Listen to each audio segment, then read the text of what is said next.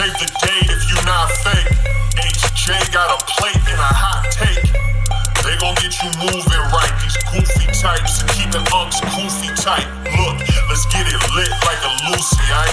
Show the world what we can build when the crew unite. And while these frauds out finessing your protests, I'm in the gulags playing chess with the Hoteps. The Hoteps been told you, don't sweat, bruh, I ain't gonna hold you. Keep receipts for the things that they told you. Ears to the street, they got secrets to go through. The Hoteps been told you, don't sweat, bruh, I ain't gonna hold you. Keep receipts for the things that they told you. Ears to the street, they got secrets to go through. Hotep and build, y'all know the deal. We go in for real and ain't got no chill. Teach me how to grip, teach me how to grip. Teach me how to grip, teach me how to grip. Hotep and build, y'all know the deal. We go in for real and ain't got no chill. Teach me how to grip, teach me how to grip.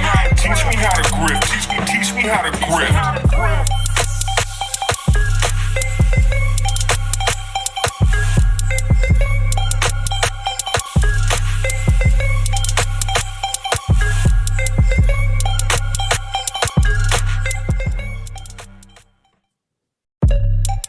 We live. What's good, people? It's Thursday, Hotep Thursday. Back at it again. Greatest podcast in the land. Where Jussie Smollett is guilty as a motherfucker. Damn. Got him. I am Uncle Hotep. He is Hotep Jesus. Episode 181 of Hotep's Been Told You. What's good with you, man? You all right? Yeah, I got my wisdom tooth pulled on on Tuesday, and so my whole shit swollen up. If I don't take the meds, little pain kick in. So it's been a rough couple of weeks for me, but I'm be alright. Okay. Right now I feel like Kanye and shit when he had his jaw wired and shit. Oh, all right. Hold on. Before we get really started, let's do the. How'd I do last week with the picks? I got to check now. Let's see what's cracking. I didn't even check, to be honest. Pigskin. What is it? Pigskin Pickle.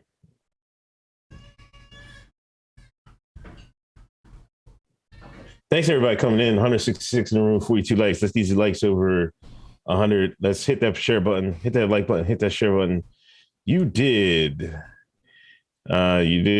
Cowboys. You got 1, 2, 3, 4, 5, 6, 7, 8, 9, 10. 10 and 1, 2, 3, 4.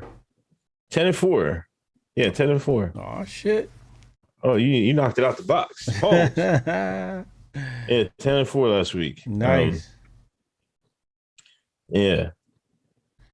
All right. So what's all right? This week. Steelers versus Vikings. Steelers. Ravens versus Browns. Ravens. You love them Ravens, boy. Jaguars versus Titans. Titans. Raiders versus Chiefs. Raiders versus Chiefs. Yeah. Raiders. Lord have mercy. Saints versus Jets. Saints. Cowboys versus Washington. Cowboys. Falcons versus Panthers. You said Cowboys versus Panthers? Falcons versus Panthers? Mm-hmm. My nigga Cam's still balling, right? We going with Cam. Seahawks versus Texans. We going Seahawks. Lions versus Broncos. Broncos. Giants versus Chargers. Chargers. 49ers versus Bengals. 49ers. Bills versus Buccaneers. Bucks. Bears versus Packers. Packers. Rams versus Cardinals. Cardinals.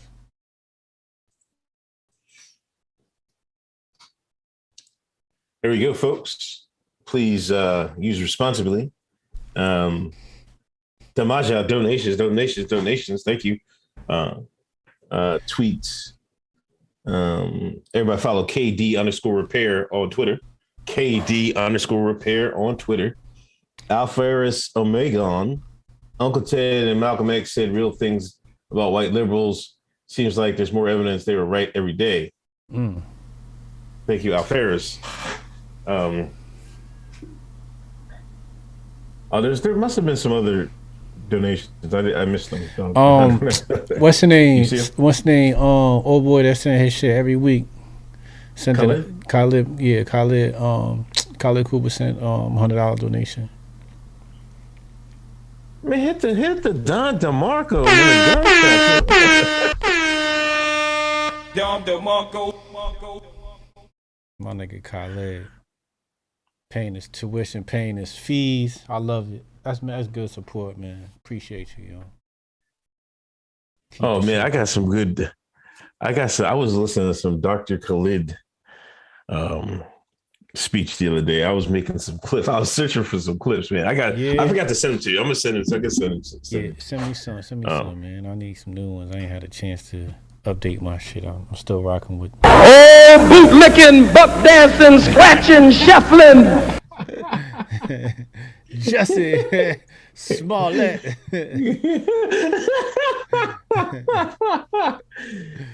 Oh man, listen. Today was a great day on my show, on my YouTube channel. I got my mom on the channel. What? Like we're going to. Yeah, she was in the car. We went to. Yeah, she was in the car, and we did a whole thing. We was mom grift. It was a mom grift. I even grift my moms, man. Come on, man. You know this is Uncle Hotep. All grifts matter. So what happened? Well, next week we're going to Vegas, right? Scout things out, and my mom's going to come and take the kids to school. So I had to show her how to do it. So she had to get in the car with me. So I was like, and I was waiting all week. I was like, nah, she's like, well, you want me to come? I was like, yeah, well, we got to come right at, when I go get Jade.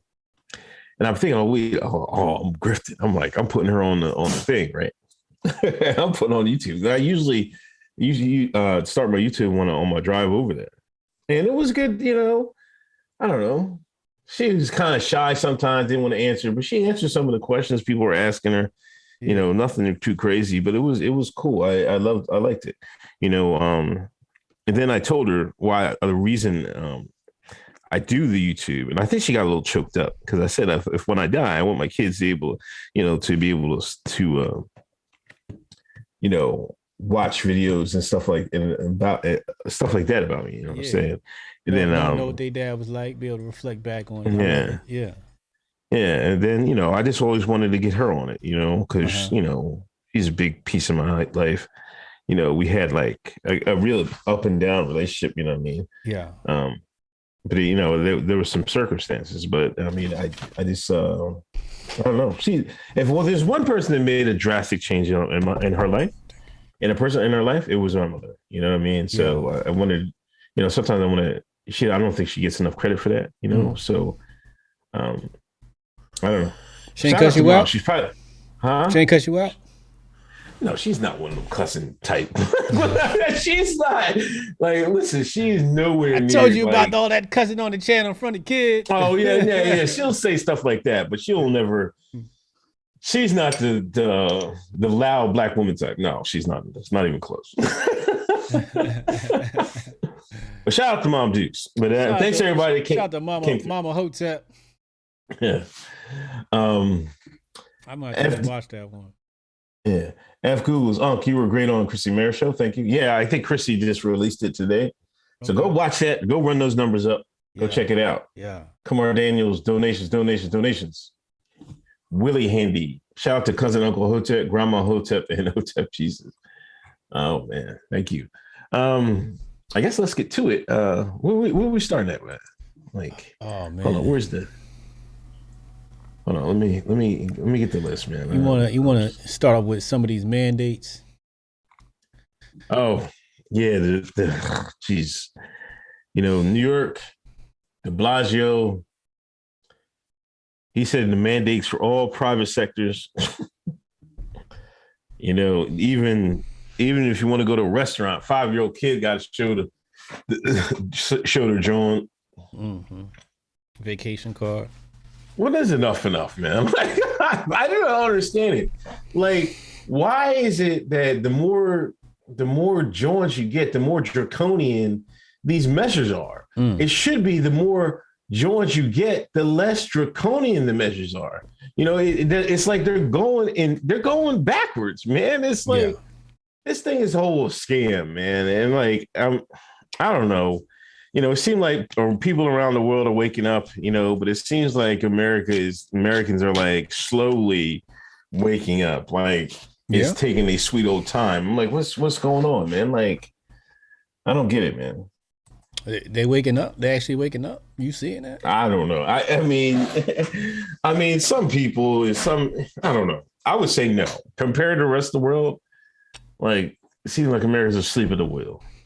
Oh, Americans been asleep at the wheel. Them niggas is on NyQuil. Been on NyQuil for a long time. And they got the NFL and the NBA inside their NyQuil. People are nice and sedated out here. Because they could have been ahead of this thing. If they watched Hoteps Been Told You, they would have been ahead of this thing. Instead, they are behind. And now that they're behind, the man is on a behind.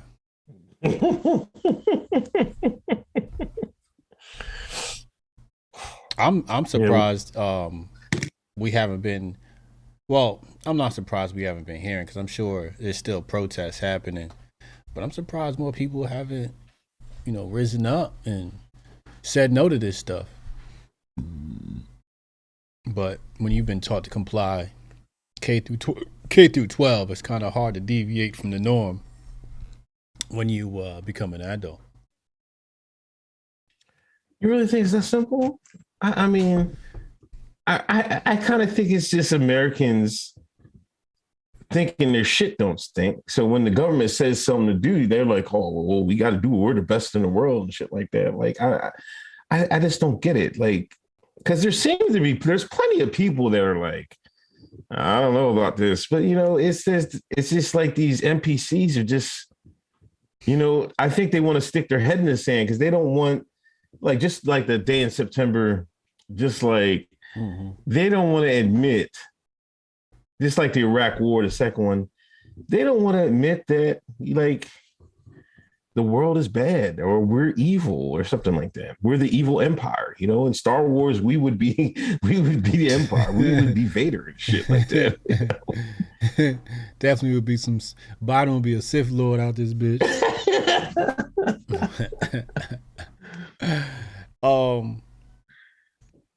Stuttering and shit for the dark side. I tweeted the other day about Pearl Harbor. Oh yeah. About how that was partly an inside job. Yeah. And the agents of disinformation and misinformation came out the woodwork. And I think that's a large part of it. When you say something online, the agencies have their burner accounts ready. Yeah. To dispute your said tweet. And they got all the rebuttals. I never respond to the agency tweets because they got all the rebuttals ready. So I never even give them that time of day because they just ready to try and embarrass you and discredit you in some way, form, or fashion. And they got their fake sources and all of that. So when you're an idiot, an NPC, you never learn how to discern for yourself. So you got one person saying this, one person saying that. And if you've been trained K through 12 to trust mainstream, you're going to go with the mainstream decision and say, well, that must be it because it's massive. It's the majority. It's mainstream. And that's what most people do. They, when my family got sick, grandma gonna call up and say, make sure you take everybody go get their vacation. If everybody get their vacation, you messing around. Don't play around. There's nothing to play around with. Go get your vacation. It's just like, all right, Granny, we got you, no doubt. You can't argue with her. But Granny gonna, she gonna be on the TV all day long. She gonna wake up, cut that thing on. And that's another thing. Once you cut that TV on, it's indoctrination all day long.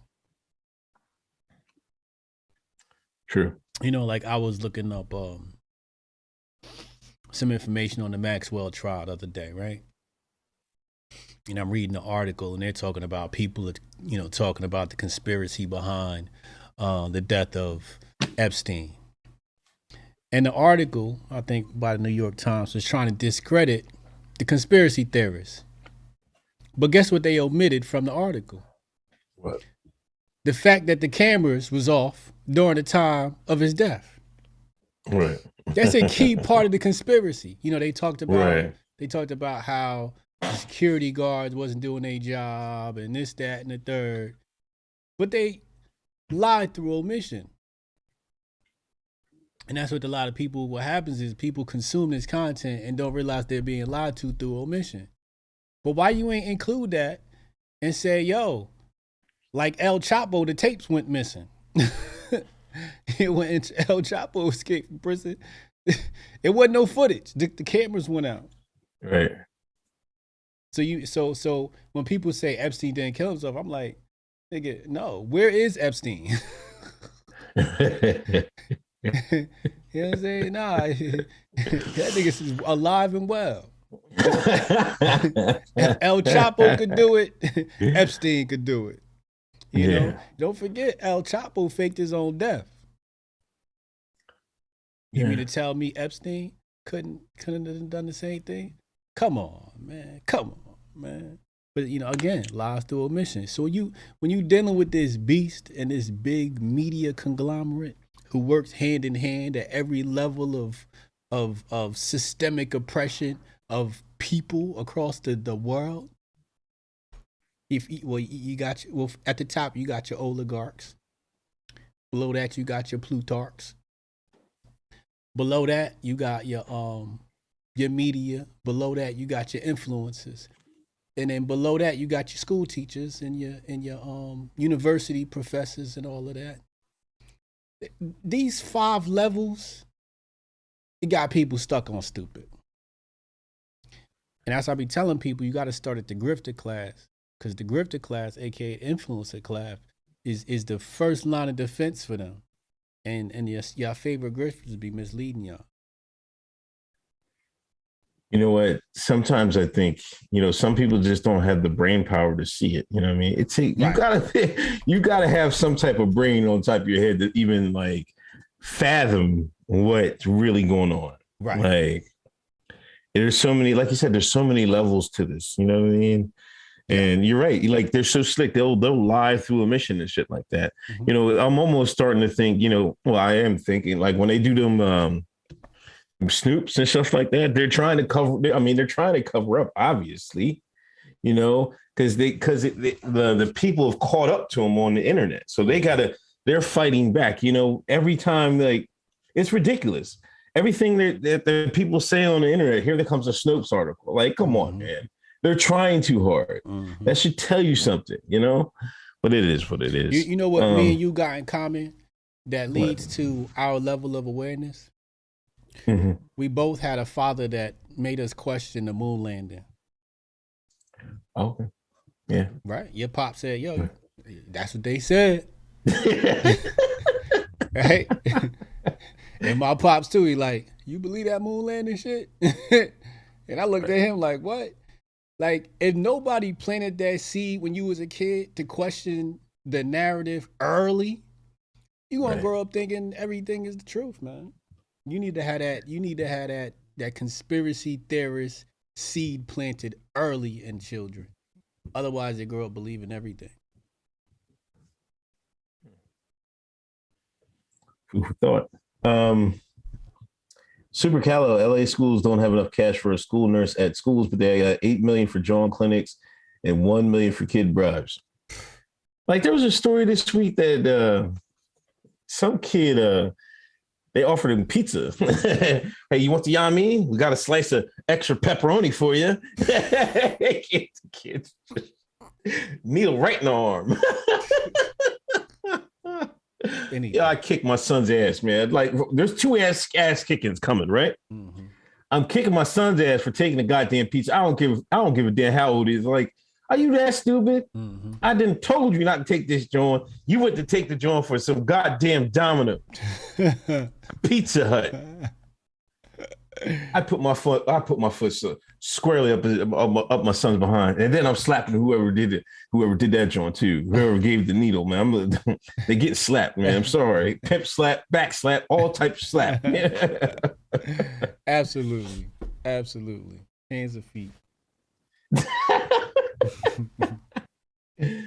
And B, the idea behind the Megatron is to condition us to change all our behaviors and to speed up our transformation to brave new world. And the best part, most people take comfort in their new overseers. Ohio Hoteps for life. Shout out to Ohio Hoteps. Always bet on black. The real question in the Kennedy assassination and said that day of September is who gave the order to engineer these events. Princess Diana too. Even Charlemagne couldn't soften Travis Scott's image. Which god he worship? Look at his merch. Always Disla TV on Instagram. Check out Disla TV on Instagram. Did you watch that? I didn't watch it. The Charlemagne joint. Yeah. I mean, Disla. Charlemagne wasn't even trying. It looked like Charlemagne just showed up like, hey, I gotta kind of come at you hard. Like the way he asked, I only saw a 2-minute clip, right? And the way Charlemagne asked him the question was just like, yeah, nigga, I'm not gonna softball this interview for you.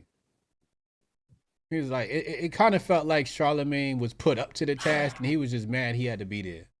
That's the way he asked the first question that I saw.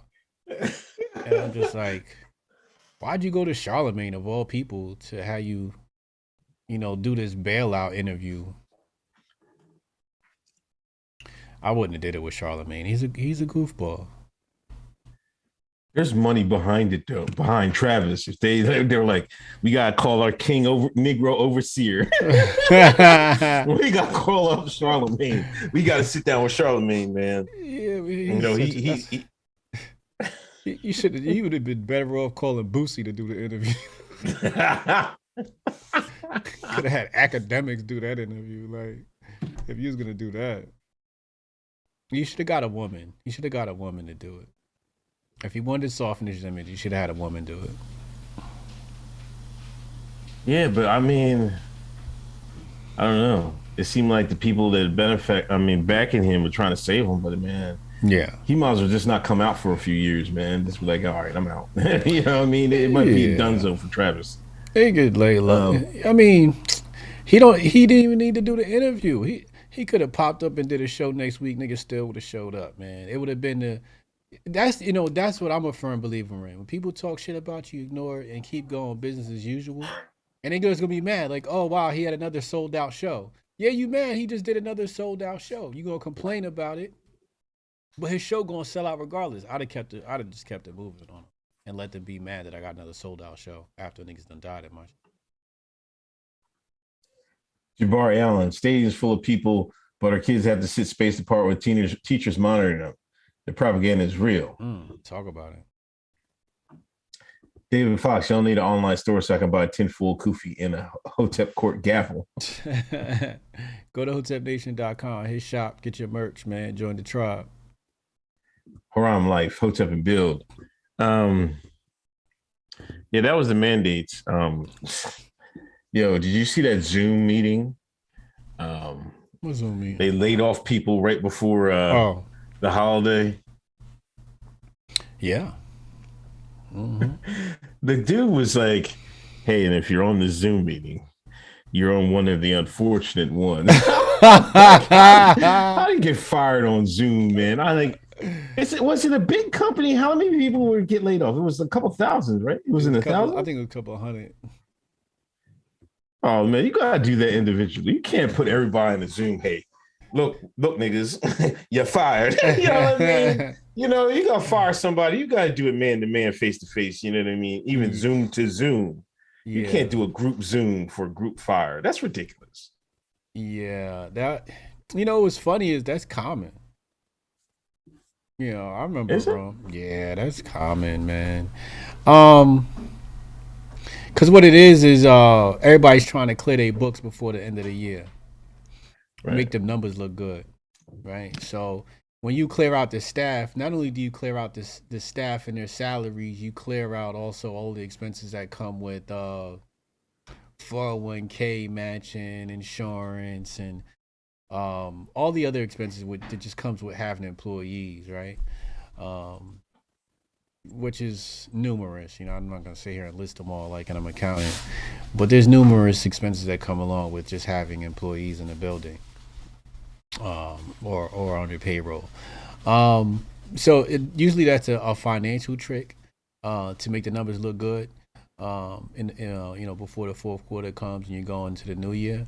I remember working for a startup and being released in December. I want to say it happened more than once. It was like, really? Yeah, absolutely. I definitely remember one at least where they released me. But yeah, it's a common thing for companies to do. It's messed up. I remember one company did it right though. It wasn't hundreds of people. It was I want to say maybe just a department of people. But what they did was they basically said, "Hey, look, we're letting you guys go, but come into the conference room and we're all gonna sit down, work on everybody's resume. We're gonna write recommendation letters." And they said I want to say 90% of the people got jobs before they left that day. You know what I'm saying? Mm-hmm. Like those people were hired the day they got fired at another corporation because the people that were doing the layoffs actually cared about the individuals. They actually had a conscience. I forget what company that was, but I thought that was rather commendable. Okay. But yeah, Hotep Tiger. What woke me up from the propaganda is the free college and Medicare argument. But it didn't tell me is that coming from American people's pockets. Chad, when I used to be a neocon. Hold up, man.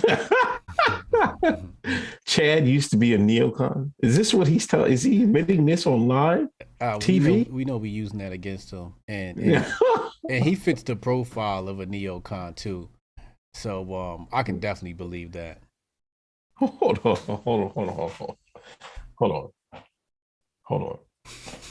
Start the court, man. Start the court right now. We taking him to court. We're taking Chad to court right now. Hold on. Here we go.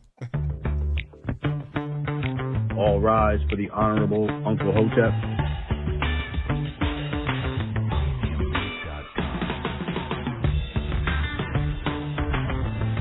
Hotep Court is now in session.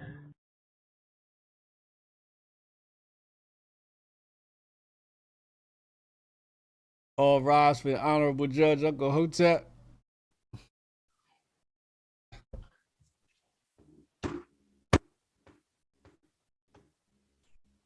Order in the court.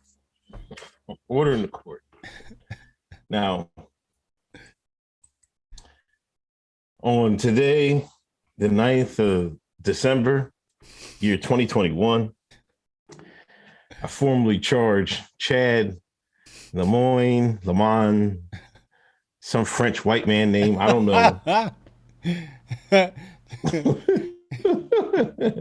with dereliction of duty, criminal conspiracy. This man is self-admitted when I used to be a neocon. Like what? Hold it, pause. Hold it right there, sir. We gotta ask you a couple of questions. When did you? Why? When? Why? What how? president did what? you support? What administration was this during? Were you for the war in Iraq?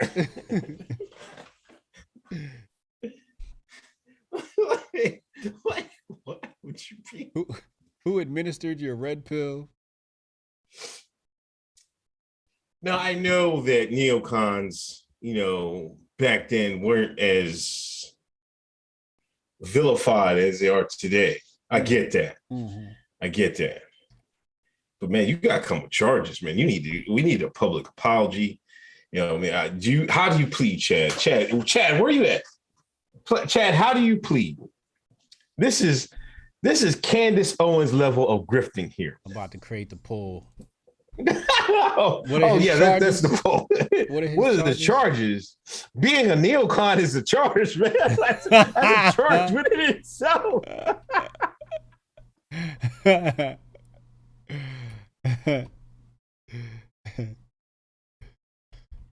I'm gonna call it false representation as a Hotep. Pre-Hotep. False representation pre-Hotep. They're saying Chad left.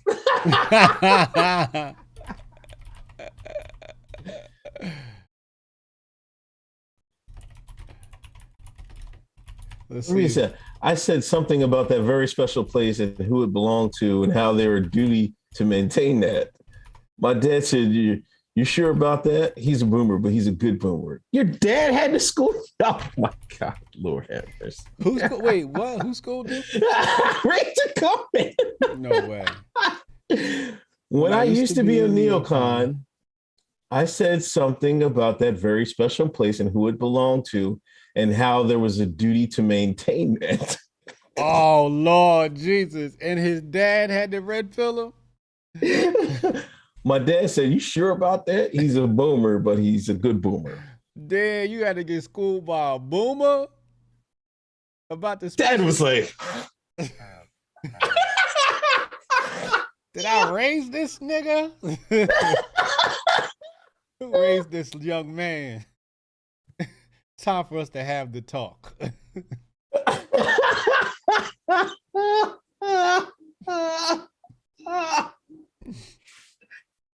Oh my gosh. That's hilarious. Dad was like, what? Say again? Come again? I see I haven't had the talk with you yet. The redacted talk. Dad was like, what did you say?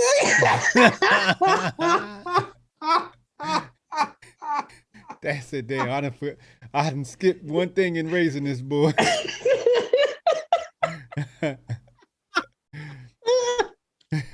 Should have bought him a Ford and had a talk with him. Oh man. Man, you was a full neocon. Oh no. Oh man. You a neocon all the way, bruh. He was a Ben Shapiro fan. Fanboy. Yeah, you definitely feds. We gotta keep our eyes on you.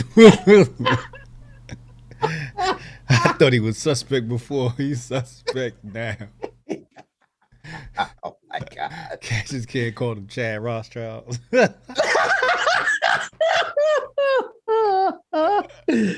Chad Lemonstein.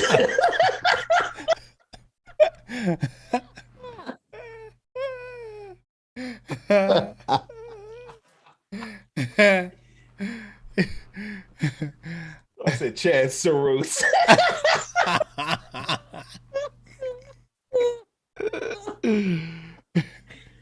Oh my God. I'm not Chad doing McCain. Oh my God.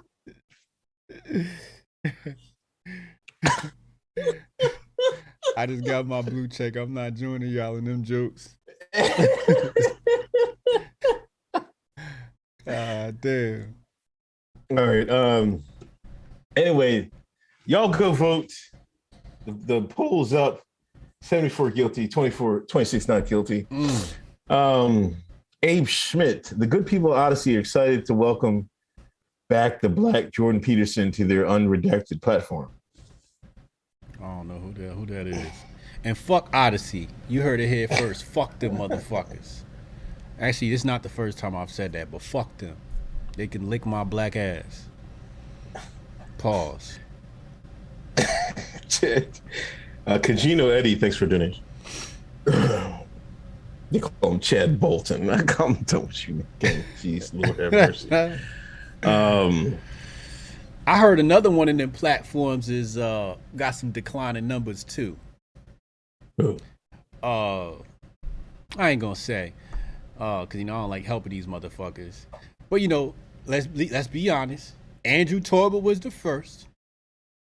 Right. Gab.com was the first out here to give us a nice platform to have our free speech. And all the neocons ran around creating their own because they wanted one controlled by the controlled opposition, one controlled by establishment shills, neocon platforms, and Gab was independently owned. They couldn't have one good Christian man having a platform that was too much power for him. So they tried to compete with him and they're failing at it. Shout out to Gab. If y'all need an alternate platform to express your opinions, Gab.com is the official platform for free thought and good Christians alike. Indeed. Shout out to Gab. Shout out to Andrew Torba. Jabari Allen, $20 donation message is retracted. Anyway, for Jabari to do that is funny as hell.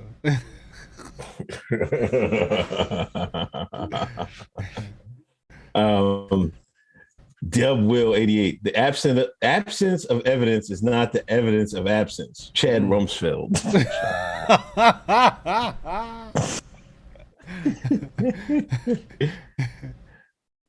I'm gonna run this joke to the ground, man. There's so many we can do.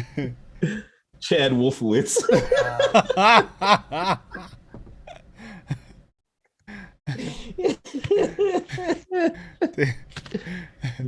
He at home watching this shit on the big screen TV with his family too.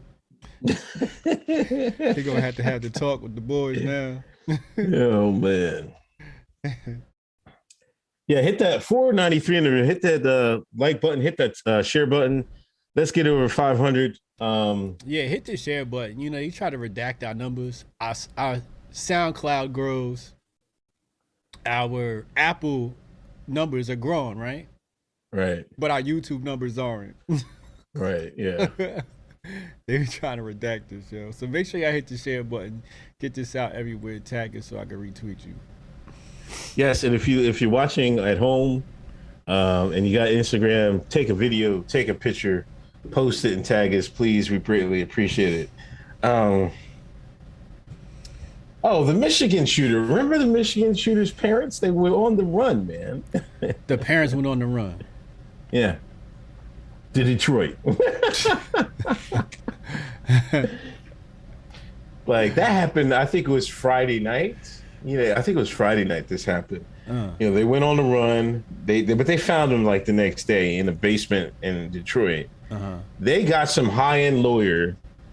Their son got, court-appointed lawyer, but they hired some high-end lawyer try to defend their charges. They're leaving the son out to dry. That's like this craziness. Damn. So they went on the run. Yeah. They went on the run. Son shot up some bunch of people.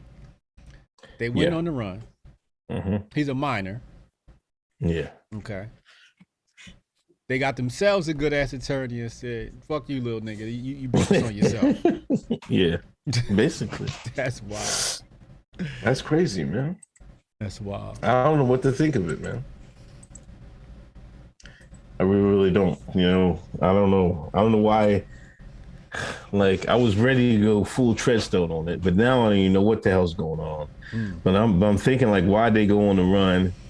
You know, and then they got caught. And why do you go on the run to Detroit? Like, I would think you have a better backup plan. The border's right there. You couldn't make it to the border? I don't know. Canada would have sent their asses right back with the quick. They wouldn't even have made it into Canada. They probably even got their vacation card. Yeah. Yeah, what's up with Finland's government? What's that? That Finland girl? She was supposed to be on Santa from Marin. She was out clubbing, man. Oh yeah, she was out clubbing. Young girl. Yeah, you know what I mean? She was out having a good time and everybody complaining. I don't know what the problem was. Little fine ass white girl from Finland or some shit like that. She not allowed to go out and hang out? Live her life? I don't know. Now they saying she gotta come, when she come back, she got quarantine. They said, what they say? She left her work phone at home while she went to she was out to do some damage. But that don't make no sense.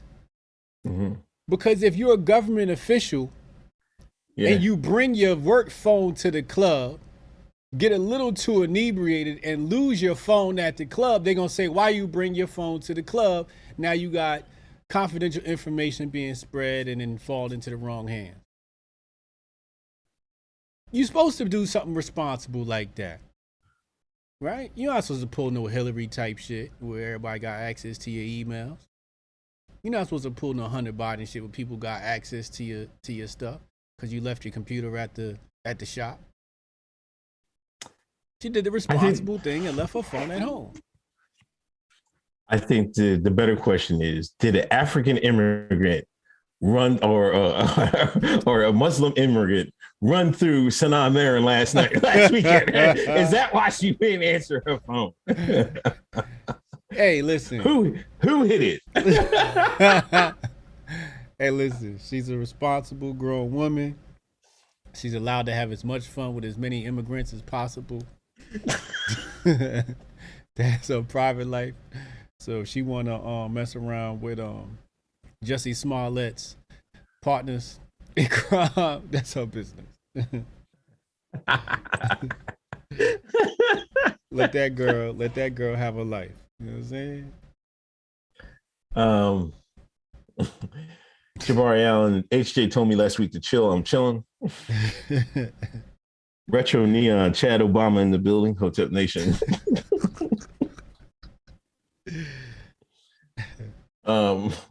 Juice, the Titan, them parents were trying to cop a Hellcat so they could get Ghost. Oh, man. But you know what? Everybody was like, they had turned their, like, I don't know if they turned the phones off. You know how much you got to do to get away in today's society? First, you got to ditch your phones. Yeah. Then you got to ditch your car. Like, if you got a newer car with any type of GPS thing, they're going to get you that way. Right. Like, then you can't order an Uber, right? So like, you can't travel on the roads because they're taking pictures of you along the way. Right. You gotta be El Chapo, you're gonna have to dig a tunnel. I guess you had to travel at night. By foot. Hood. By foot through hitchhike. Maybe hitchhike? I don't know. People even hitchhike anymore. You could maybe hitchhike. That's still risky though. That's a witness. Right. That's a witness. You know? I think the best thing is you're going to have access to a older generation car. Correct. And ditch your phones immediately. That's the first thing you got to do. Matter of fact, I would give it to somebody like, yo, why don't you go out in the park? Use this for, I mean, because then, that's the one thing about it. Like, you could, like, I don't know why people don't do that. Like, just give it to somebody and have him go somewhere You know, they're going to follow the phone. They think you're there. You know what I mean? Use it. Act like you're being on Facebook, Instagram, take pictures and shit like that. You know what I mean? Yeah. That's one thing you do, but you know, I was just thinking like, how would they get away, man? It's just like, it's tough, man. By this foot. day and age. Yeah, by foot. You have to pack you a nice little bag and start walking through the woods. But you know, with the choppers and all of that circling, if they like really, really looking for you, they gonna find your ass. But your best bet is to go by foot, or you gotta have a lot of resources. You know what I'm saying? Where you know you got, okay, this is the car. Okay, well, we need 3 of the same car with 3 of the same license plates. You know what I'm saying? I just finished watching the El Chapo series, so I know how niggas get away from the federales. Okay. You need a lot of resources. You need a lot of government officials on your side.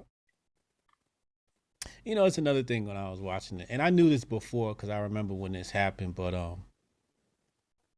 you know, El Chapo was cooperating with the DEA.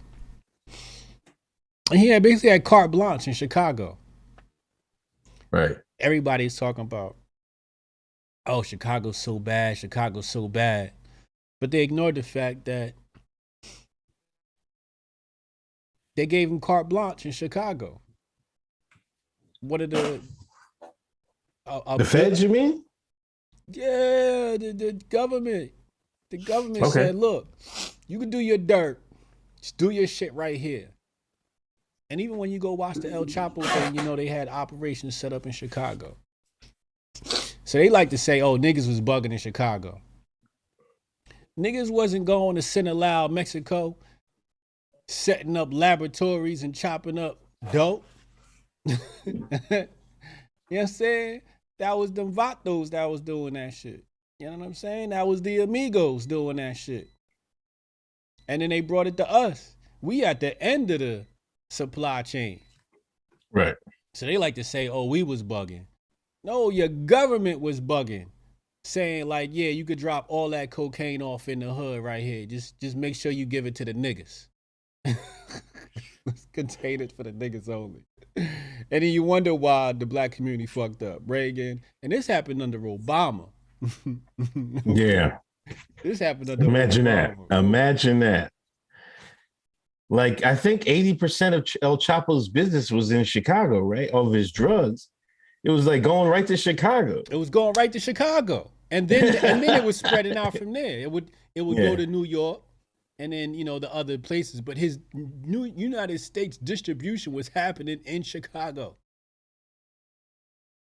And look how far Chicago is from the southern border. You would think it would be like, I know, right? You'd think it'd be like Cali, Miami, or Texas. They was like, nah, we got a nice little black neighborhood for you right here. And they dropped that shit off in Chicago. And then niggas turn around and say, oh, black folks is fucking up Chicago. The neocons love to say, oh, look at the you know, there's like 13 and 50 and all these other fucking statistics about black folks. Oh my God.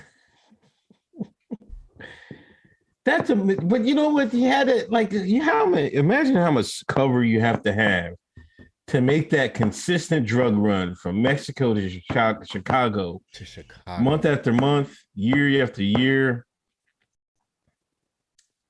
Like, come on, man. Yo, the nigga was cooperating. He had the government in his pocket. In Mexico, Secretary of State in his pocket. President. He was financing elections. Fraud in elections down there. Just to have the right people in power. Then cooperating with the DEA. Okay.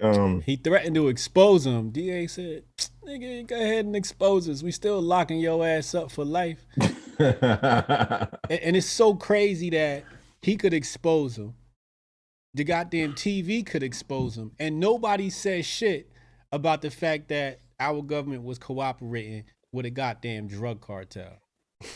And saying, yo, it's okay. Keep pushing the drugs. It's cool. Just do it right here and stay low. That's how gangster our government is, that they could pull that shit off and know that nobody gonna say nothing. Like, go ahead, snitch. We don't give a fuck. These niggas ain't gonna do shit. We got NFL and NBA games for these niggas tonight. Nobody gonna care by 8 p.m. So go ahead and do that shit. Side note, back to my mom. Mm-hmm. Oh, well, hold on. Well, when we talk about Jussie, I gotta bring my mom up. Remind me. Okay. Kajino Eddie, you can get away with anything if you live in Philly with Larry Krasner as the DA. Uh-oh. I don't understand it, man.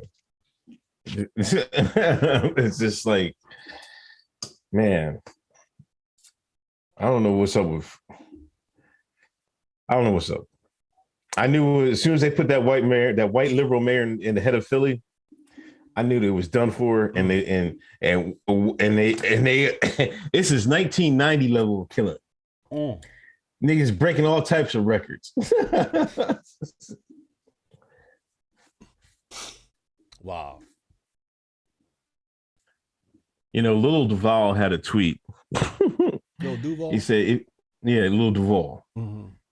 He said, if you're in Philly and you see a girl beating up a dude, help the man. I just felt they get a little gangster out there. Listen, and then he tweeted, we might have to cover this on Monday. They was on the Schuylkill Expressway. They stopped the traffic and everything. Couple was arguing. She was beating, throwing haymakers at the dude. Like this, wearing his ass out.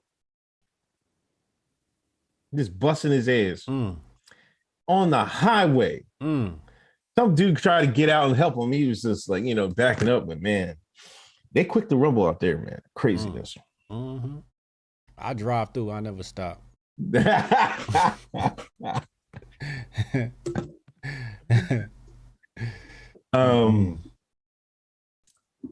Bob Dole died. Yo, who the fuck is Bob Dole? I don't fucking know. I think he did Viagra commercials, but he was a Republican. I don't know. Oh, he's a senator once upon a time. Senator, yeah. Okay. I think he was a presidential candidate, wasn't he? Yeah, I think he was. But yeah, he died. Nobody really gave a fuck. Another dead neocon. Letitia. How you say this lady's name? Letitia, right? I don't understand why her name is not Letitia, right? Hold on, before we get to that, man. No, let's get a look at that. Letitia, right? It's Letitia. Letitia. It's Letitia. Anyway, it's looking like she's gonna be rooting out the Black Panther because she ain't gonna get her medicine. Yeah, Marvel got a jab mandate, and she not with it. Now, it's Negroes saying shit like, "Oh, she's missing out on good opportunities. She's throwing away good opportunities because she want to be an auntie." So Marvel, the Marvel universe, this make-believe thing, this fan fiction is supposed to have more power over an individual's life than themselves. Black Panther, Wakanda, Vibranium is supposed to be more important than making your own decisions for your own body. Captain America, Iron Man. Imagine the African nation, the made-up African nation created by the redacted man is more important than your physical well-being. Yes, to the African American get caught in the shine. Yes, this is absolutely true. Next time we see her, and she went along with this shit, she gonna be just like this up in her coffin. Oh my God. She gonna be doing the Wakanda salute in a coffin. Now if she end up like that, What you gonna say then? What you gonna say then? Right. I mean, salute to her, man. It's word. Hey, if she wants to be like, hey, I don't want to do this for that, there's always got to be a level where you're not going to sell out. Right. And we're seeing that. And you shines that say you sell out. I mean, you would have made some good slaves. Yes, it's like Kanye said, you all made some good slaves. Mm-hmm. Y'all would have made some good bucks. Mm-hmm. Y'all would have been buck broken. Facts. They'd have been volunteering to be bent over. Right here, master. Right here. Stick it right here, master. It's crazy, man. Like, instead of standing behind her, right? Y'all being some hoe ass niggas and bitches and saying, oh, she should take the jab. Like y'all same thing y'all say with Kyrie. Oh, he needs to hurry up and take this joint already. Right. For what? For who? For what? So you can entertain Massa. So get out there and buck dance. Get out there and tap dance for Massa. Oh, you won't get out there and tap dance? Hold on. Massa, it's me, Tobias. Huh? You gotta do the Tobias. Huh? You won't get out there and tap dance for Massa? You won't get out there and be Black Panther for Massa?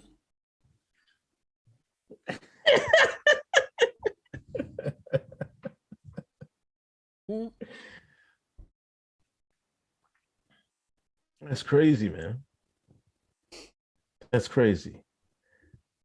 It's terrible.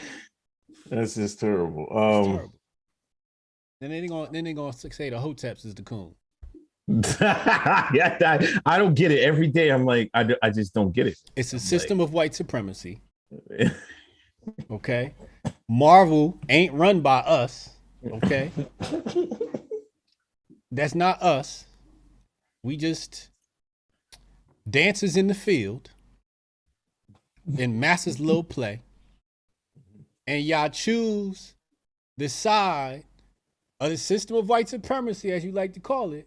But as soon as a black woman want to make a decision for her body, after you already said, my body, my choice, y'all like, nah, tap dance for Massa. But we the coon? Nah, y'all need to audit yourself. Check yourself before you wreck yourself, as he used to say. Jabari Allen, shout out maybe L. Chad, I tried to get my mom to say shout out ABL. She wouldn't do it. Thank God. Hold on, where's that? She know. Chad, today I learned 72% of y'all are all about prosecuted for past thought crimes. Regardless of rehabilitation, it's okay. I still wish you peace, Hotep. Chad Wolfowitz has spoken. He trying to play good PR with his image. I see what you're doing, Chad. Chad, mistrial to be tried by a man who says Letitia. Come on, man. It's definitely Letitia, dog. Niggas, I'm saying it how it should be said, but just by the way. Hey, Doug, don't put the shine way of pronouncing things on he. This is what Jabari, see? Every time I hear pronounce a word with more than two syllables, I want to say, I feel sorry for your high school English teacher.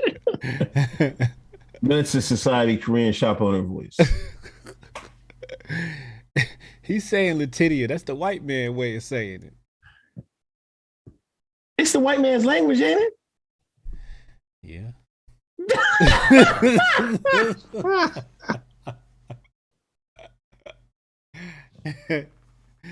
You're right.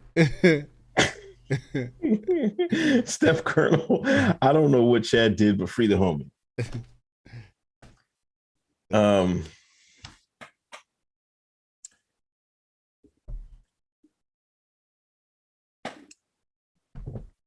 Deion Sanders.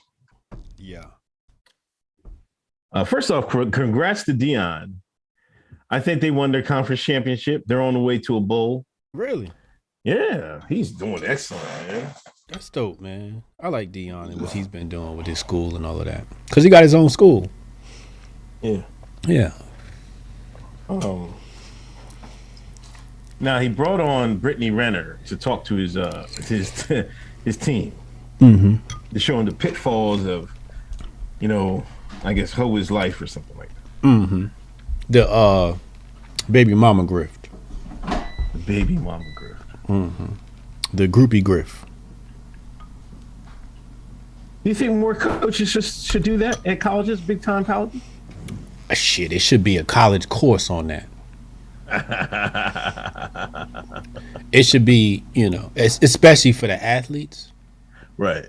For the athletes, it should be a college course for them.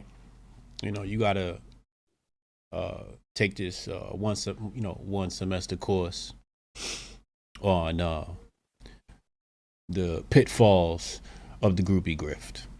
Groupie grift 101. You gotta take the course. Non-elective, mandatory. Somebody gotta teach these young boys. The fact that he brought Brittany Renner up there though, so she could put him on game. Like, here's what they gonna try and do, because she gonna spill all the beans. She let it talk. Right. I thought that was genius by let me go ahead and give him a Dr. That was genius by Deion. Also in that realm, your buddies at Fresh and Fit had a little commotion on their podcast the other day. Mm-hmm. Mm-hmm. They keep fucking bringing academics on there. I don't know why. Your fellow Jamaican academics. Nope. Oh, come on, man. Stop. See, there you go. There we go. Here's Sean. No, man. Here's Sean. His parents right off the boat, man. Nope. We're not doing that. Nope. Y'all see chat? Nope. Y'all see? Nope. The girl was gonna pull a burner out on her. I don't know if she pulled it. I was trying to watch the video to see where she pulled it. I seen she was grabbing her bag. I must have missed it. But people were like getting in on him because he didn't have that same energy against Vic Mensa or something like that. I don't know. First of all, no man should ever have that type of energy with a woman. Right. That was some bitch shit that he did.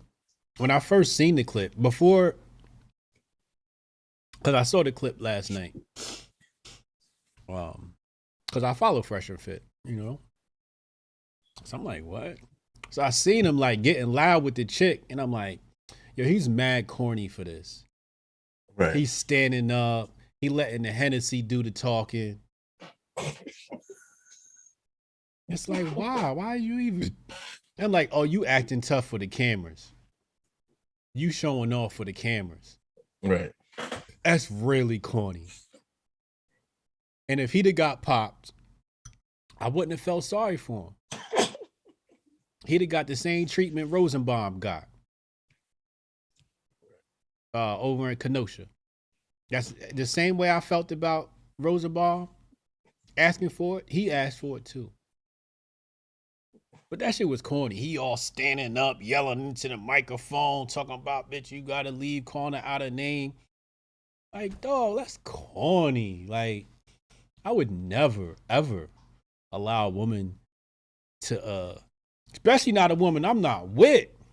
Like, this ain't your lady or nothing. You know what I'm saying? Like, you're not related to this person. This is a stranger. And you, like, standing up, getting loud and getting all in her face. That shit was really, really corny of him. Really, really corny. But you're right. He ain't had that energy for Nipsey. He don't got that energy for Freddie Gibbs. He didn't have that energy when Vic Mensa called him a bitch to his face and said he was going to check him. But he got that energy for a woman? That's corny. Now, it's been a strange couple months for Fresh and Fit. Do you think they need to maybe change their game plan a little bit, or is this the change to their game plan? Well, first of all, they fucking the game plan up. A shout out to Legal Mindset for reminding me that I actually wrote their marketing plan. That's another story for another day. But they fucking the game plan up. First of all, they got too many people in the room. Too many. That's one thing I was like, there was way too many people in the room. There's way too many people in that room. There's way too many people in that room, especially when you're going to bring that type of energy. Right. If you're going to be having some good energy, you can have as many people in the room as you want. But when you start adding brown liquor and bad energy to the mix, it's just way too many people. And it's just like the quality of people isn't even good. Like they be bringing chicks on there, and I'm not talking about physically, I'm talking about mentally. The quality of the conversation, it's just not there. It's just not there. Those are my guys. I'm not hating on them. You know, I wish them the best, but they doing too much right now. They doing too much. Ack is getting way too much camera time. And yeah.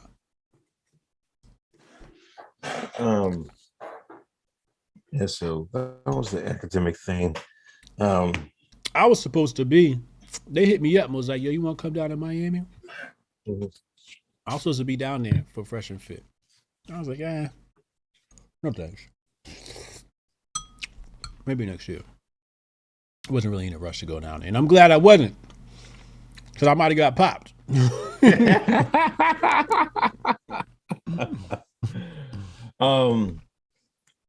Chad, a man who says, shout out ABL. Shout out, man, first off, shout out ABL. Ooh. Every episode convicted me. Emmanuel Presley, thank you for the donation. Chad, countersuit. Charge Unc would still be in neocon. Man, come on. I've never been in neocon a day in my life. A day. Chad, reaching now. I never been. I'm sorry. You know, even when I was in the Air Force, I was like, man, I don't know what the hell we doing over here. They'll be doing some bullshit. I had my feet in the sands of Saudi Arabia. I wasn't still falling for that bullshit. It was a job to me. But yeah, but I never believed in that Redactistan and all that other craziness, man. That wasn't not me. Jabari, in Chad's new defense, HJ did say Charlie Kirk had street kid back in 2017. Oh, we rat? Jabari out here rat? Jabari. Ew. Ew. What is we doing? Stop it. Fam. I'm about to put, where you at? You on timeout. Where's the button? Put user in timeout. You in timeout. You violating all types of nigga code, bro code, man code. What is we doing? Damn, nigga can't even grift in peace. What the hell? Us reformed redacted supporters must stick together, he says. Yeah, he got to go sit in the corner, chat. He need to set a timeout and think about that. Ew, we don't do that in the hood. It's not what we do. And I ain't even from the hood like that, and I know better. Come on, man.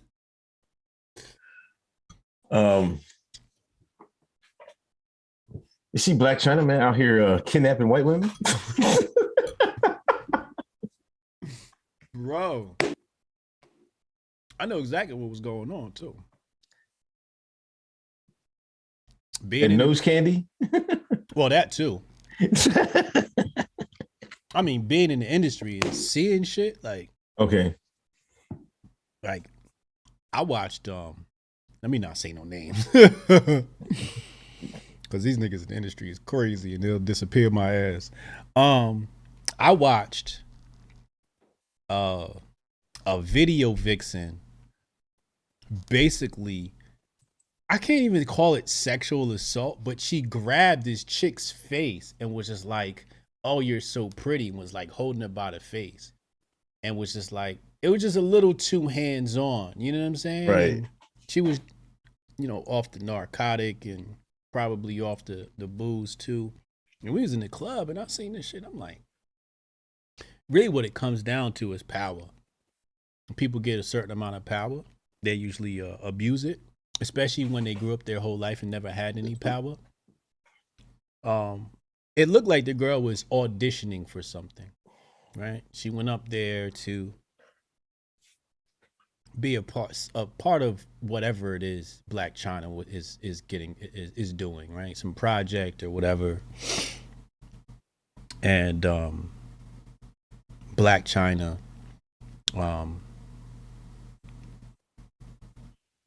how do you say this? Because in the industry, it's like when I think about industry, I think about like shit like Diddy, right? When he said, "Go and walk and go get me cheesecake." You know what I mean? You gotta walk all the way to Brooklyn for some cheesecake. You know what I'm saying? Like, they do things that's almost like, like what they call it, like hazing. It's almost like hazing, when fraternities haze people. It's almost like that, like this initiation thing, like this I gotta embarrass you type situation. So I can't speak on what happened in the room. To me, it looked like Black China was in a position of power. The girl didn't make the cut, and Black China made her feel very uncomfortable. Now, the story goes that she held the girl in the room without her permission. Here's my problem. I don't know what happened in that room. We're all speculating. I just know that Twitter ain't had the same energy as if that was a black man. Twitter had more negative energy for Travis Scott than he had for this Black China situation. If that was a black man, one of these rappers that was up there, and some white girl came out of that room crying and saying, "Oh, he's so mean, da da da, he held me in there," that shit would have trended number one. I asked Uncle Hotep, "Are you heard about Black China today?" He's like, "I didn't see it." Because it stayed underneath the radar. Because it was a black woman.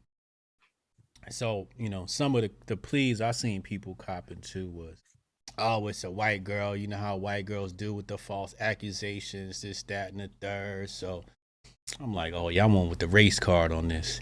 Y'all wouldn't know one with the race card if it was Antonio Brown, though."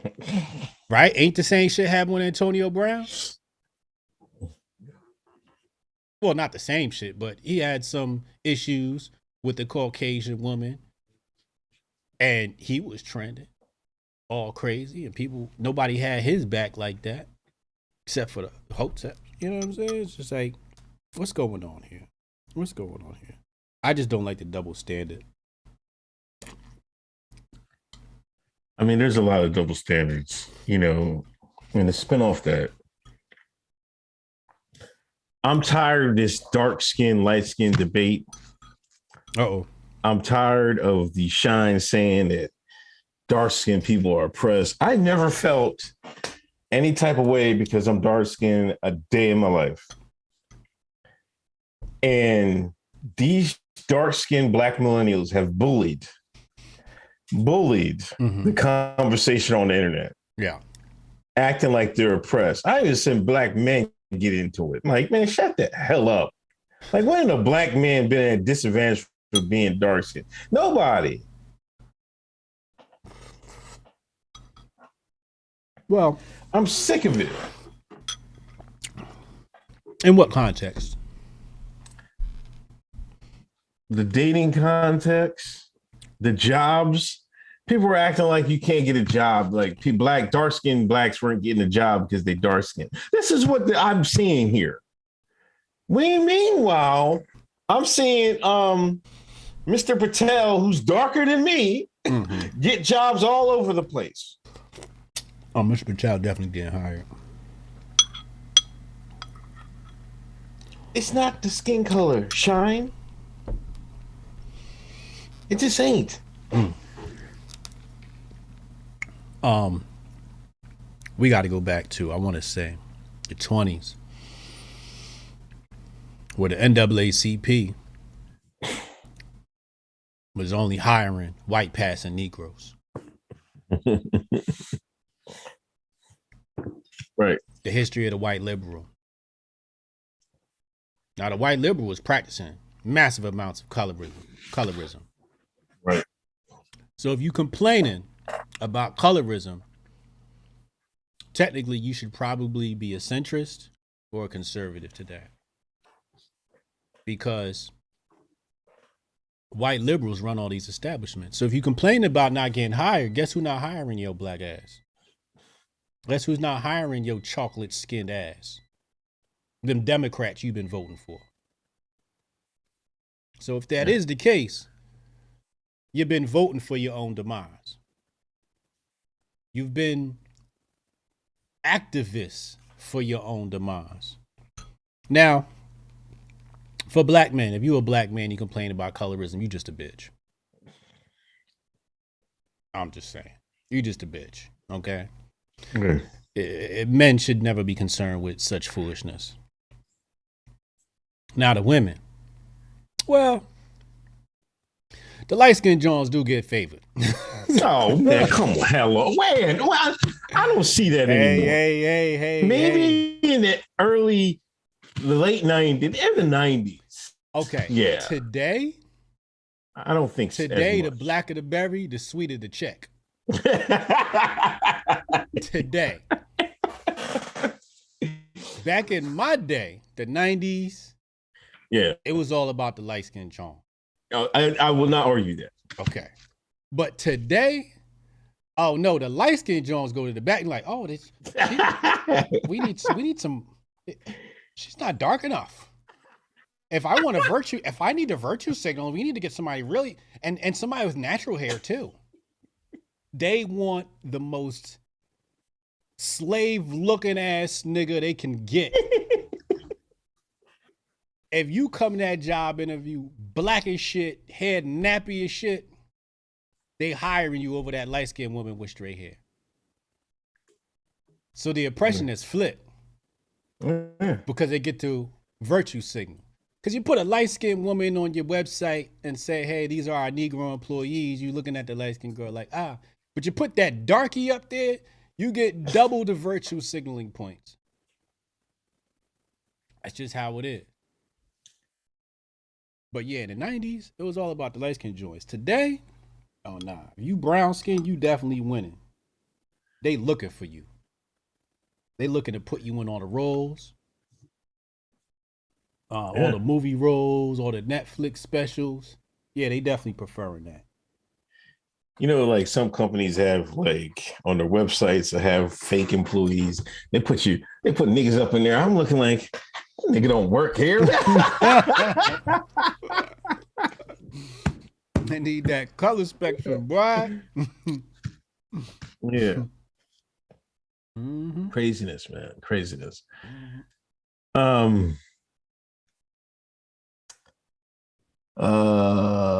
Daniel M. Oh, wait. Susan B. Poppin. No, wait, Chad. I told you, Jabari, I'm sorry. Just leave me die alone. Save ourselves. Save yourselves. Susan B. Poppin, $5 for the ill. I felt that. K-Dub. Hope everyone's having a good night. Good one. Hotep and Bill. Daniel, it's not even about race. They want to divide us any way possible. Absolutely. Jabari Allen, the newspapers in New York City killed Odell Beckham Jr. for the same thing Black China is allegedly accused of. The blackmail hate in the media is real. Oh, they let Jabari out of jail that fast? Yeah, you only time him out for a couple minutes, right? Okay. But listen, hold real quick. Can we get a poll? I thought I had a gem of a tweet, man, but it didn't pop off like I wanted to. Okay. I don't think I went hard enough because I was trying to think of like a way to put it. I was like, white people Christmas music is better than black people's Christmas. But I wanted to say it just like that, right? But I put white people's Christmas music, then I had a picture of Mariah Carey. We got to share that one. So is the poll whose Christmas music is better, black people's or white people? Or white people.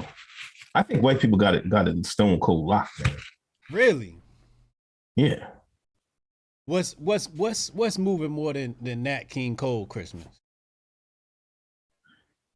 Fucking Bing Cosby, man. Bing. Bing? Yeah, Bing. I gotta call that a tie. You right.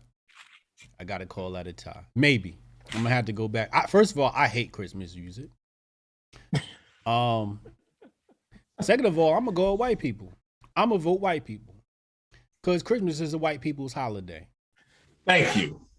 That's that ain't our shit. White people created Christmas. Santa Claus is a white man. And he's a pedophile too. Oh, come on. Who grab strangers' kids, put them on their lap, and bribe them with gifts? Epstein. Oh my God. I don't put my kids on strange white man's laps. I cuss my woman out. She got some goddamn pictures of my kids on some white man lap or a black man. You don't put my kids on no strange man's lap. But anyway, Christmas is a white holiday.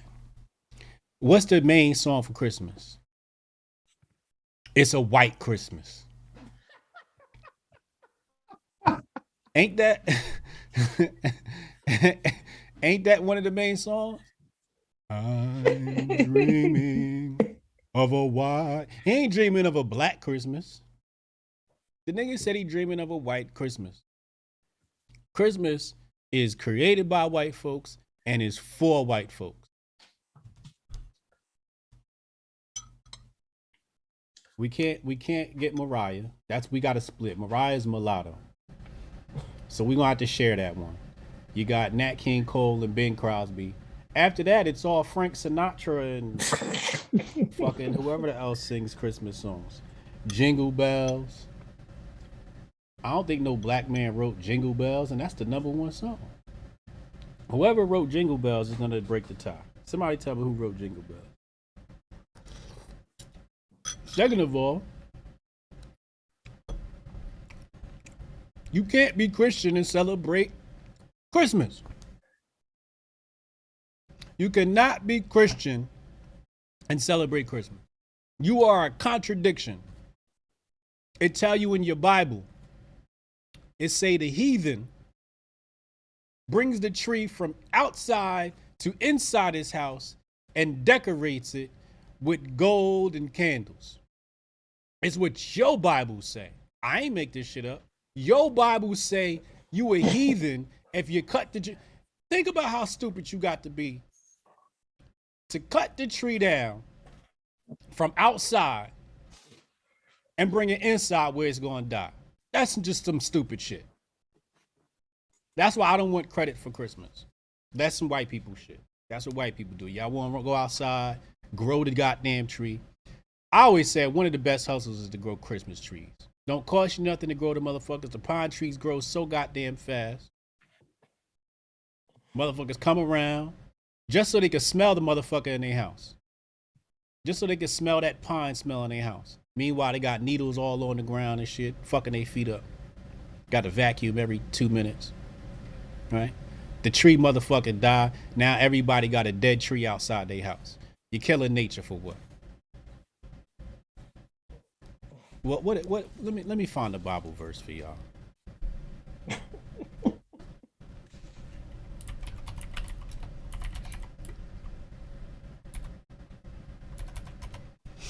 I'm gonna make sure I quote this. properly for all you heathens out there. It says right here, oh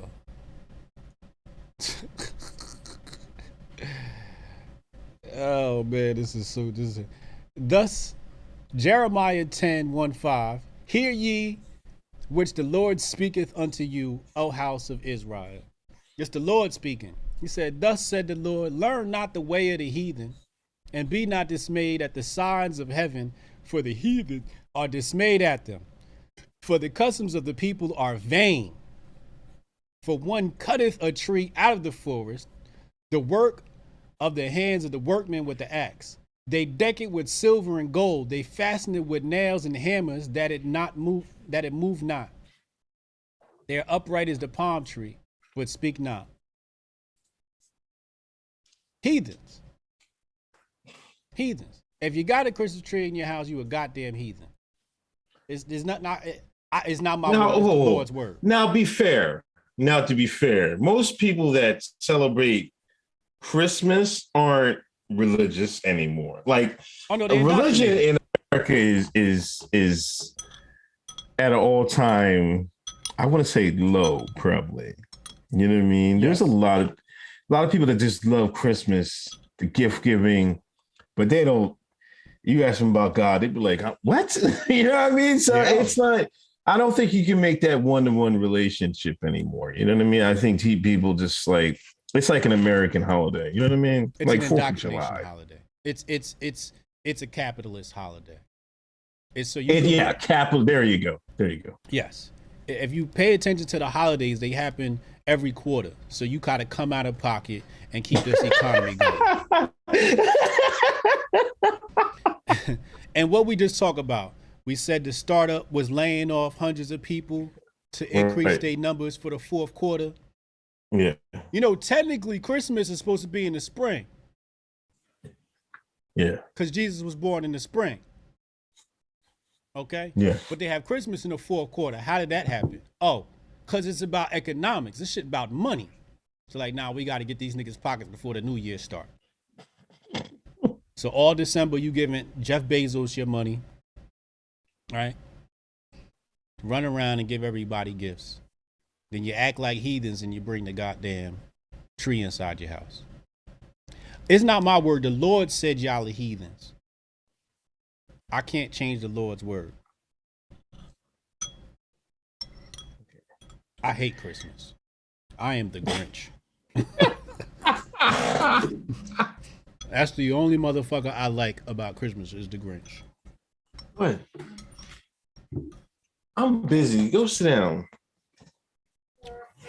I am all about Kwanzaa. Yeah, but I couldn't get it to pop off. I'm half trolling anyway, but I just thought that would be an easy one to get, but it didn't. I didn't get it off like I did. But I'm gonna listen to Nat King Cole tomorrow because these jokers in the back, when I take them to school, they want some Christmas music and stuff like that. Yeah. Yeah, they love this stuff, man. My daughter tried to turn the Christmas music on in the car the other day. I cut that shit right off. So I don't like Christmas music. You're fucking Grinch. You're a Grinch. You definitely the Grinch, man. Grinch. Matter of fact, listen, they had a tree lighting thing. We took the daughters up there. Mm-hmm. They had a Santa Claus and they had a Grinch. The Grinch was sitting out there, man. People were taking pictures of the Grinch, man. Word. Word. The Grinch is the truth. He knew better. Jabari, the newspapers in New York City killed Odell Beckham Jr. for the same thing Blac Chyna is allegedly accused of. The black male hate is real. Straight Crown Roll. I have noticed a lot of dark-skinned sisters and natural-haired with white men.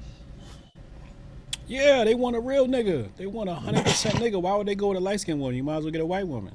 Why would you want a woman who wants to be white when you can get you a full, pure blood? It defeats the purpose of dating a black woman.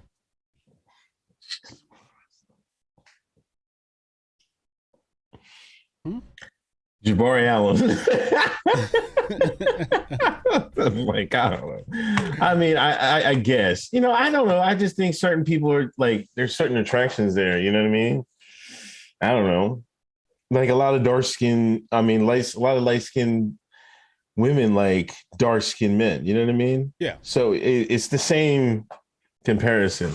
I think we're looking too far into it. You know what I mean? I think that's just, it's probably a nature thing down deep down below or something like that. Something psychological.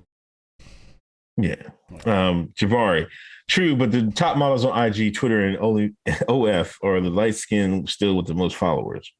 Yes, that's true. Because they had a head start, to be honest. Like, come on.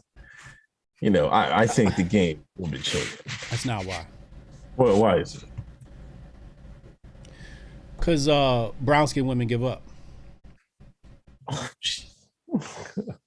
Because they are less desirable than that good white skin. Oh, come on, man. Just telling you what it is. Black women are the least chosen on this planet, okay? Ask Kevin Samuels. No. Stop. Because I think we're looking at it at an American point of view. Is it American women or the rest of the world women? Global. I think it's probably different if you go to different countries and different places. You ever seen an Asian man with a black woman? Yes. Where? On TV? California. There's a whole bunch of them, man. That don't count. How do all them oh, come on. How you think all them Blasians come about? It ain't all because of dudes. No, that's women. That you ever notice that all the Blasian chicks never got two parents that's together? I never noticed that. It's the truth. You never see two parents together when you got a Blasian. Get you an Asian, it's a black daddy that ran off on an Asian mama. And now you got single mama syndrome. And the father done outcasted the daughter for dating the niggas.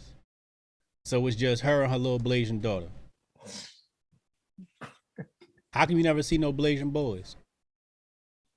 You never see no Blasian boys. There's an NBA player who's Blasian. He's a minority. Ruchi Mingo or something like he's that. A minority.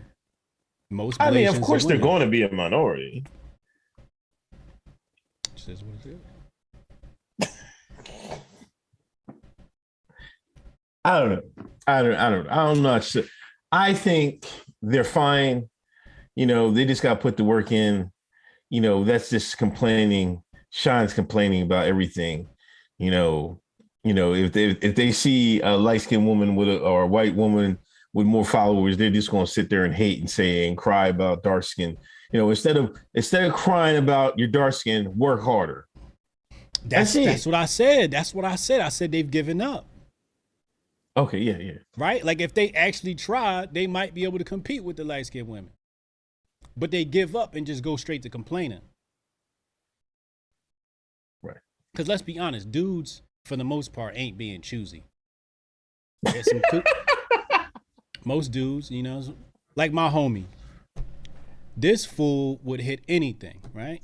But he always swore he loved himself some light-skinned women. But when a brown-skinned girl threw him something, you thought he was turning that down? He wasn't turning it down. Right. They just need to try harder. And sometimes they try too hard. Oh, we forgot Naomi Osaka. Come on, man. Naomi Osaka. You just falling right into the same thing I just said. Most Blasians is women. Oh, is her mom? Oh, that's right. I don't know what it is, but they always pop out that XY chromosome. I don't know what it is. Okay. Oh, okay. I understand what you're saying. Somebody said Tiger Woods. Yeah, Tiger Woods is one. James Nugent, who's blacker? Holly. But again, Tiger Woods, what's his daddy? Black. Right. His daddy, the black one. You ain't never gonna see reverse. Asian man pick no black woman. You're not gonna see it. Very rare. Very, very rare. Are the sisters going after the Asian man? Sisters going after anything they can get. Oh, come on, stop. Oh my God. What the hell, man? What? You got to understand, hypergamy don't care about race. Hypergamy does not care about race. If you got the money and you got the cash and you got the status, you can get any woman you want. The question is the man going to choose you? Women just want to be taken care of. They just want to have the option of working. It's not about working. They want the option to work.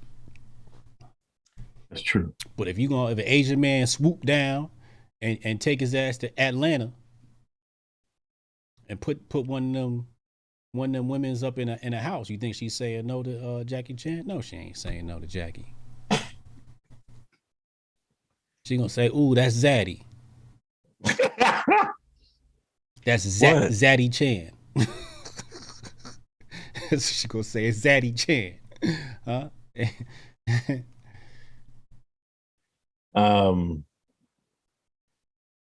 Nugent, who's blacker, Halle Berry or Mariah Carey? Era could dictate more than one answer for each. Unc needs to respect Alfred Roy Carey's daughter. Who's blacker, Halle Berry or Mariah Carey? Wow. I want to say Mariah Carey.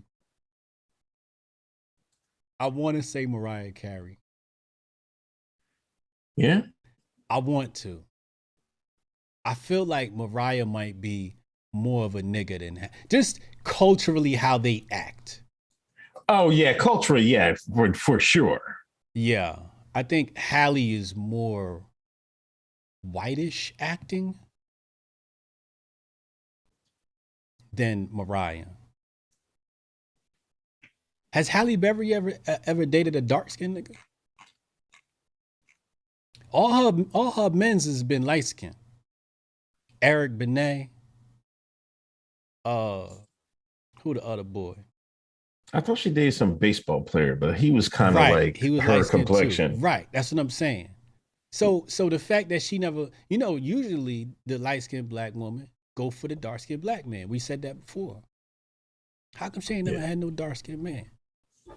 I don't think she like niggas. I don't think so either. But Mariah Carey. Now Mariah Carey love herself some niggas.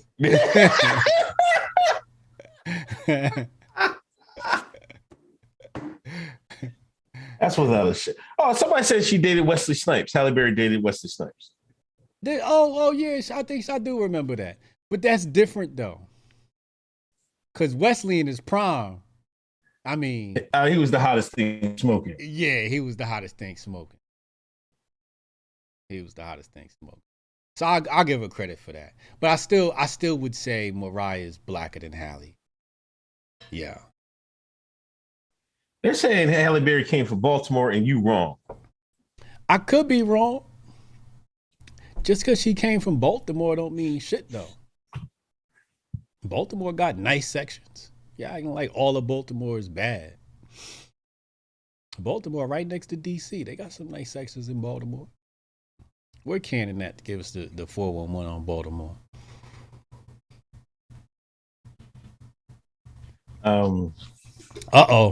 Read that super chat right there by Anthony Baker Jr. Even City Girl said this P talk, euros, dollars, and yens. They go and after whoever give them attention. See? This is modern hip-hop group. The City Girl said, the Coochie talk euros, dollars, and yens. You know what happened, right? What? I take this one, man.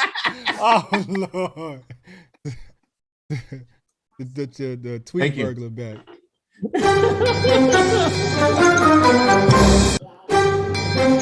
Yo, does not see race. Hypergamy does not see race.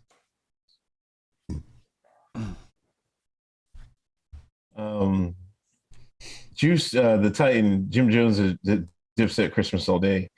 Jabari Allen. What happened? Jabari Allen, modern day Christmas combination of Babylon, Roman, and British pagan rituals and holidays. Yes. Pablo Hotep, Nino Brown snitched on light-skinned Kareem and then ended the light-skinned dark debate. Seeing no light skins couldn't be trusted. Light skin shines been at the bottom of the barrel ever since. That's true. That's historically true. Yeah, I think that was kind of the story. I mean, it was that and Jordan, I think, started the wash. The light-skinned niggas was just getting washed out there, man. Yeah. I think that was the same era. You know what I mean? Jordan came out. It was Jordan and Wesley Snipes was holding it down for us. Wesley Snipes, definitely. I mean, he dominated the 90s. Only thing light skins had was Lawrence Fishburne and Ice Cube. Is he light skinned? He ain't Wesley Snipes. Shit. Wesley Snipes, Blacker Than Midnight.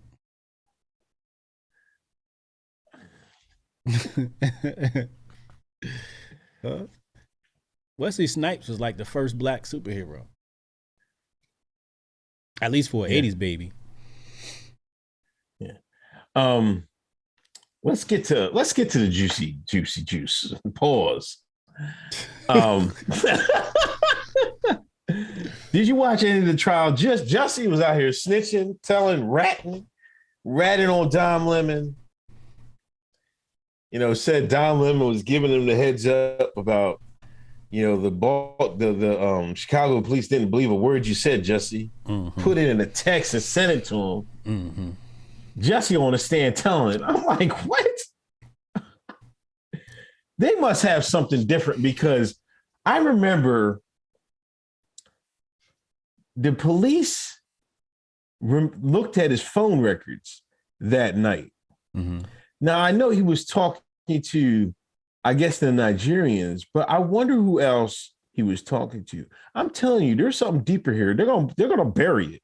Mm-hmm. We'll probably never find out, but there's something deeper going on here. Well, that's why he didn't want to turn over the phone. Yeah. Obstruction of justice.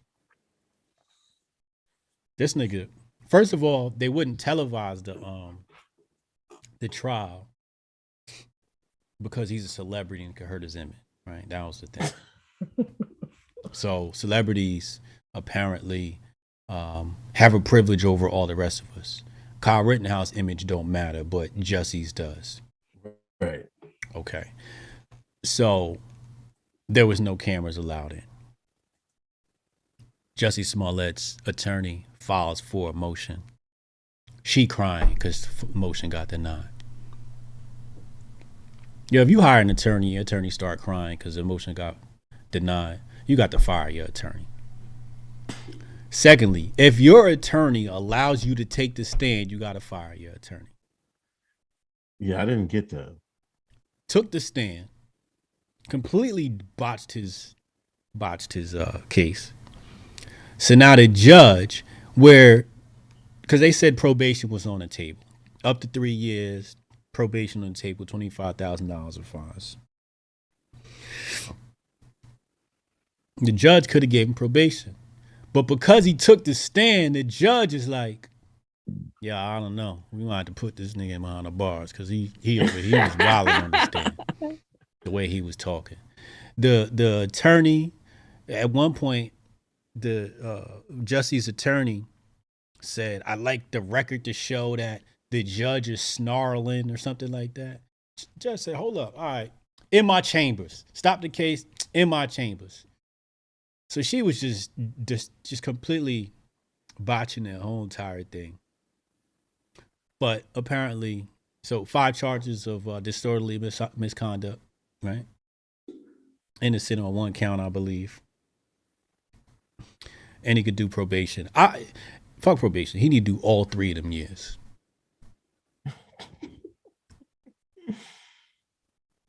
Yeah. I don't know, man. You know, then he was found guilty. You know, did you hear? Listen, I was listening to Lookner, and one of the Nigerian brothers came out and they gave a statement. First, he said Nigerian American lives matter. Oh, boy. I don't know if he was trolling or what. I don't know what he meant, but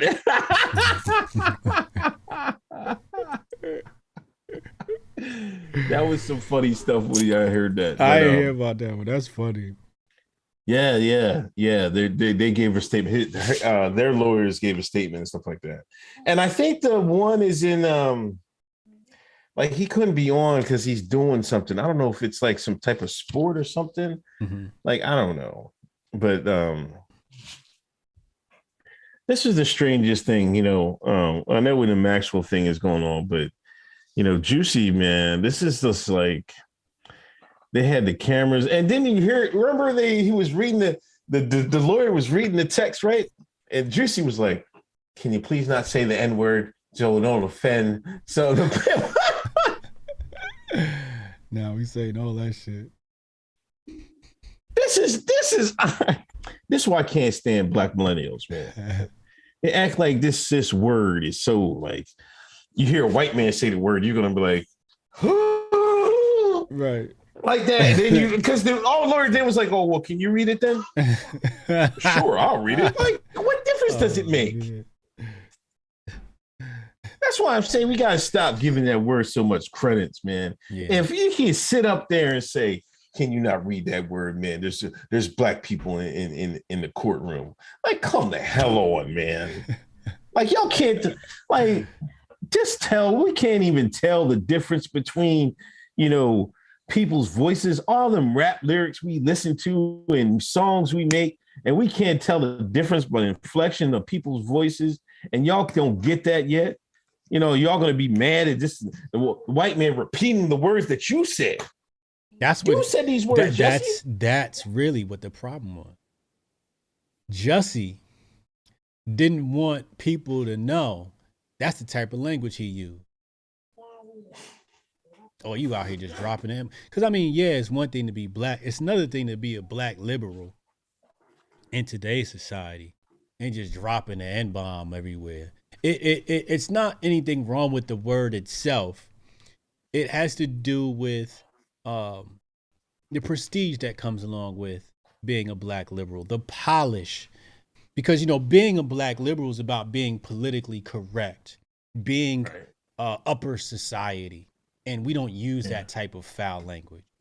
You know what I'm saying? So that's what he was afraid of. He ain't want to see how many times he was dropping an N-bomb. Nigga, all through them text messages. I think that's really what the problem was. He was embarrassed by the type of language he was using. It was a real shine, man.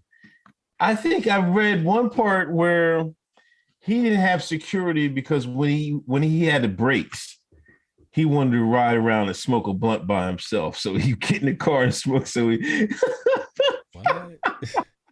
When he was on the set of Empire. And matter of fact, this is what I remind my mother. We was talking about, somebody brought up TV shows when we were streaming with my mom. Mm. I asked her about Jussie. Mm. She was like, yeah, that guy that was on that show. And we couldn't think of the show for a second. Then I was like, Empire? Yeah, Empire. I was like, you used to watch Empire? She said, yeah, I watched Empire. And I'm looking at her like, what? Yeah. I was like, did you watch the whole thing? She was like, yeah. She watched all the Empire? My mother? I couldn't believe it. I was just like, oh my gosh, I don't even know what's going on. I was like, this is crazy. I can't believe my mother watched Empire and knew who Jussie Smollett was. Yeah, I feel like that the Empire show was written for women to enjoy. Right. I couldn't believe it. I was low-key disgusted. I didn't see not one episode of this shit. I didn't know what it was until the Jussie Smollett shit came around. I didn't know about no damn Empire. Yeah, I think I seen the first season. Mm-hmm. Then the Rainbow came in, and then the second season was like, it was a wrap. I didn't watch anything after that. Yeah, usually, you know, the writers write the first season, and there's no political agenda, no bias. And it do well, and then the white liberal goes. I see we have a hit here. It sure would be great if we sprinkle a little bit of rainbow on it. Then they hit you with the ice bay. I mean the salt bay. The salt bay. They sprinkle a little agenda on that bitch, and next thing you know, your favorite show is ruined. Yeah. They did it to Black Mirror. They did it to Casa de la Papel, Money Heist. They did the same thing to Money Heist. They do that to all the shows. You got a hit? Oh shit. And that's what they do. They wait till you got a hit. They don't even want you to have the agenda in there first. Nah, make it a hit first. And once you make it a hit, then it's like, all right, let's sprinkle the agenda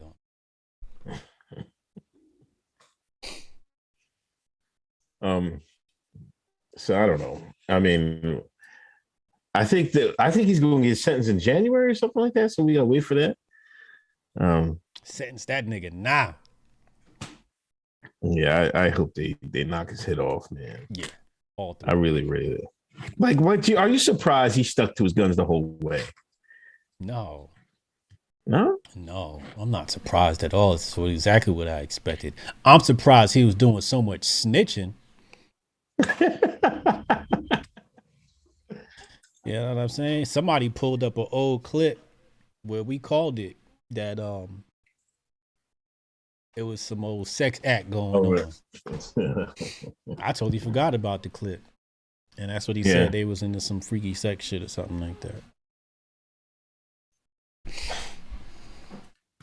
Hoteps been told you.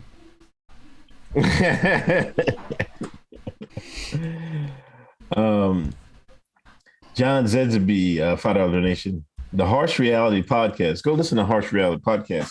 The winter solstice, bunch of pagans, they don't even know it. Good knowledge drop, Hotep, and build fam. Yeah, I hate Christmas, so I'm going to try and ruin it at every turn. Is there anything besides Kwanzaa that you like? Anything besides Kwanzaa that I like? Yeah. A holiday. A Western holiday. A Western holiday. I hate Valentine's Day. I hate Mother's Day. I hate Father's Day. I hate Mother's Day because it gets more shine than Father's Day, and I hate Father's Day because we don't get shit. New Year's Eve. I think New Year's Eve might be the one thing I slightly get excited about. Mm-hmm. 4th of July, that's just a celebration of niggas dying for the banks. So I don't like 4th of July. What else they got? Easter again, pagan holiday. That's the story of Ishtar. That ain't got nothing to do with the Easter Bunny. Ain't got nothing to do with the Bible. That's all pagan Ishtar stories and pagan holidays. What else come after that? Halloween. No, that's the devil's holiday. That's the devil's holiday and a hoe's holiday, right? Summer over. The last opportunity a woman gets to dress like a hoe is Halloween. So I hate Halloween because it's a hoe's holiday. You know what? Thanksgiving. I like Thanksgiving, although it's celebrating the fact that the white man kicked our ass on this land and took this shit from us. I like Thanksgiving. Thanksgiving is probably, I'll go with Thanksgiving as my favorite holiday because sweet potato pie. A nigga love to eat. Sweet potato pie or pumpkin pie? Now, you already went over this with Jonesy. Waste your talent podcast. Don't bring that Caucasian shit to me. Put the poll up, man. Oh, come on, man. Oh, what's wrong with pumpkin pie? Anytime you start dealing with pumpkins, you're dealing with white folks. Pumpkin spice, pumpkin pie. What's the poll? What are we asking? Is pumpkin pie Caucasian? Is that the question? Which was better, pumpkin or sweet potato pie? Oh, what's better? Okay. Yeah. What's better? I'm gonna tell you who's gonna win right now. I'm gonna tell you who's gonna win right now. Pumpkin pie gonna win because there's a lot of white people that watch this show, and it's a lot of white people on this show that never had good sweet potato pie. Now I can tell you right now, my lady make the best sweet potato pie. That's why I love it. Love sweet potato pie. Oh my God, Lord Jesus. It'll give you diabetes from the first bite.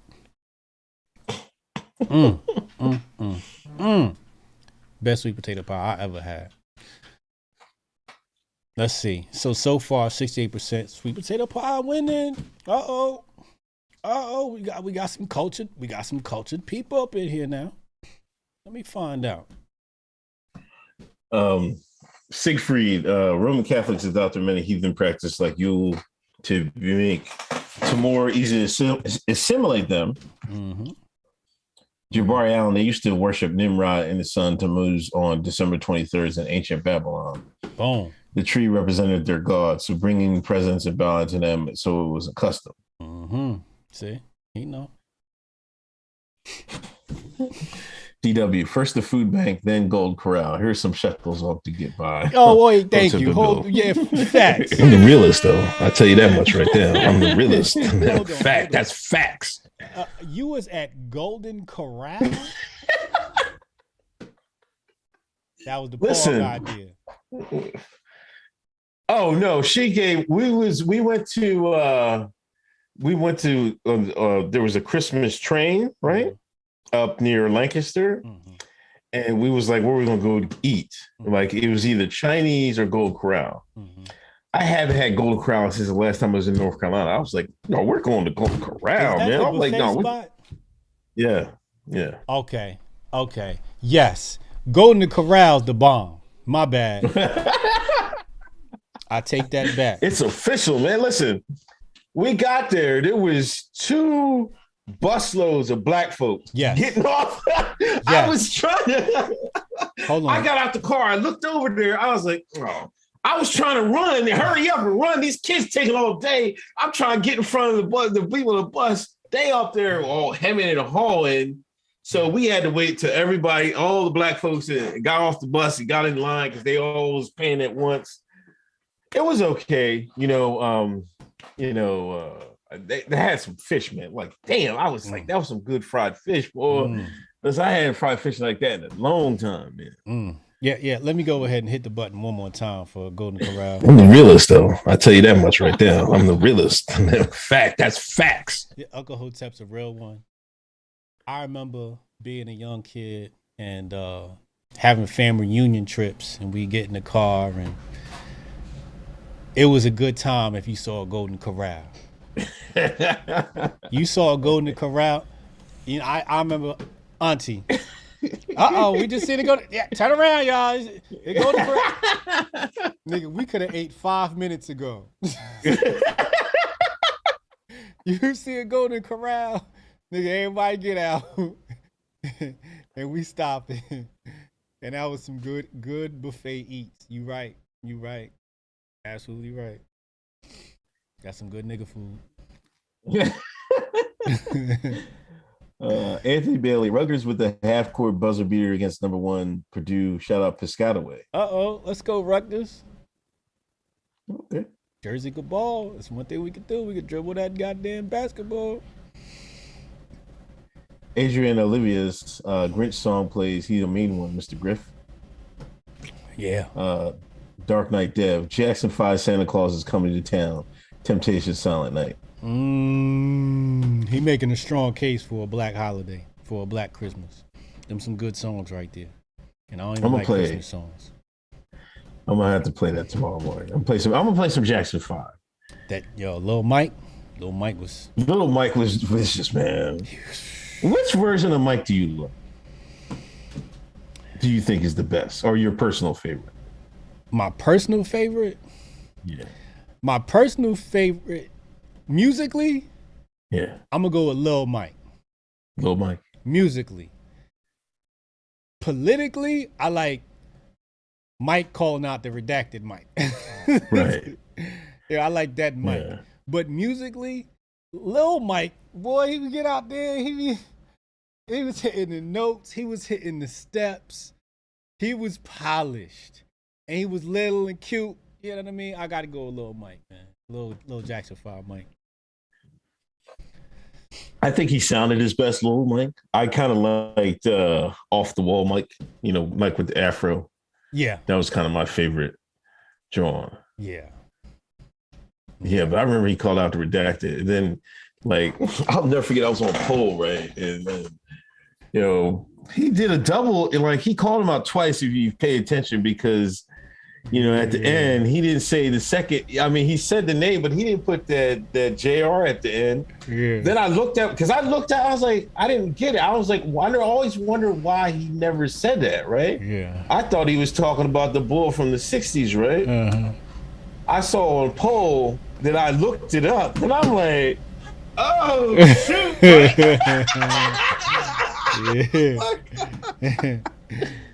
Mike was talking really greasy. I was like, wow, man. All right. Yeah, okay, Mike. He had a couple of talks with Chad's pops.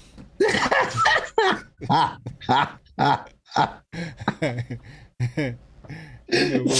pops.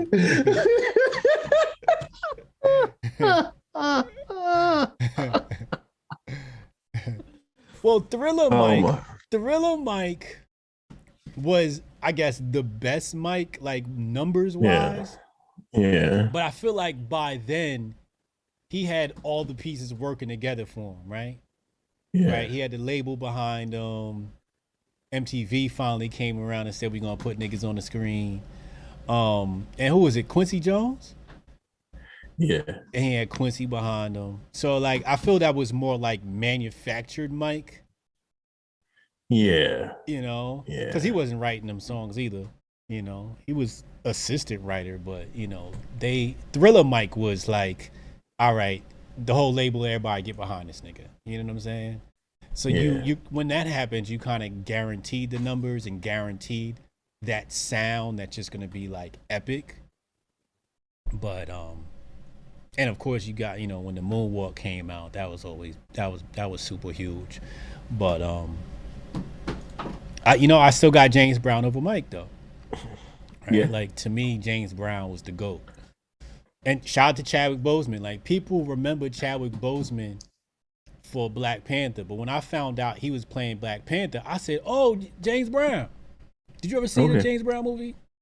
I still haven't seen it. You gotta watch Chadwick Boseman as James Brown. One of the most slept on roles ever. I didn't. You gotta watch it. I love James Brown. Chadwick Boseman killed it. But to me, James Brown was the predecessor for Mike. All the moving, you know what I mean? James Brown to me was the man. Black Sunday, Jussie is the first American to scan some Nigerians, steal that tweet. Uncle Hotep. That's been stolen so many times, man. That's a classic. Brian redacted, no jail, just make him apologize on a stage at a MAGA rally. Did you see that Rittenhouse was a LeBron fan? Then he told him, F you, man. Yeah, I saw that. I saw a clip. He said, man, fuck Bron. He said he used to be a fan. Yeah. Young boy. He grew up on the He likes football. You know what I mean? He's young boy. You know what I mean? They all like that stuff, man. Yeah, I mean, you young like that. You know, that's his Michael Jordan, right? Yeah. Yeah. Yeah. He said he liked him thick too. It was crazy. He like what? He liked women thick? Yeah, that's what they salute. Rittenhouse coming for all the points. Yeah. Jabarian, look up Jussie's father, H.J. and Unc. That is all. Uh-oh. I already know where you're going. I already know. Who's his father? Redacted.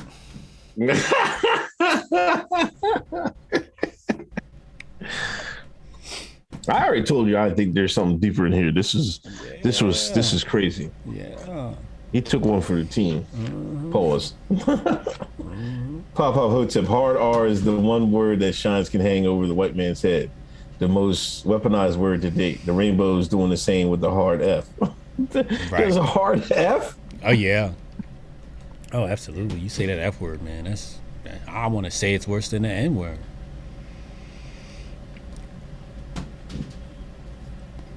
F word jumped over the N word. Black Lives Matter did that. P from around the way. Mama Hotep enjoying some good old shine entertainment. She realer than you, Unc. I don't know about that. I can't listen to. That was a female show. Let's be honest, that was a female show. Empire was some woman shit. Ain't no real niggas was watching that. Juicy about to be juicy in the self.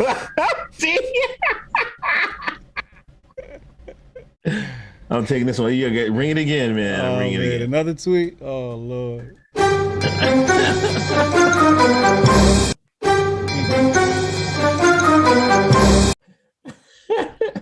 Luger Storm. Did Unc just say Dom Lemon gave Jussie Booty the heads up and forgot to say pause? If you start a new book, start that Fauci book. I did. I'm watching. I'm listening to Who Built the Moon. What Fauci book? What Fauci book? There's I think it's Robert Kennedy, whatever that Kennedy guy. Okay. He got a book on Fauci. Yeah, he done got banned from everywhere too.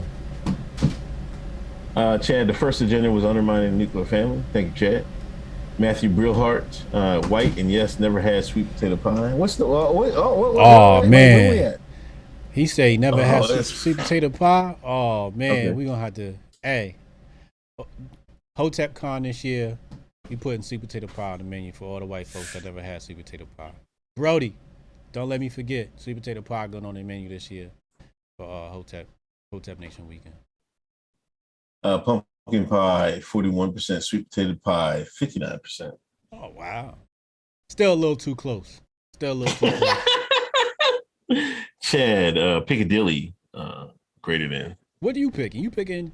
I know you ain't picking pumpkin pie or sweet potato pie. I like pumpkin pie, man. Oh, with sweet potato pie? Yeah, I don't know. When last time you had some good sweet potato pie? I don't even remember, man. That's the problem. I'm gonna get you some. We're gonna convert you. We're gonna bring you right back to the plantation. I just think pumpkin pie it doesn't get the respect it deserves. It doesn't deserve any respect.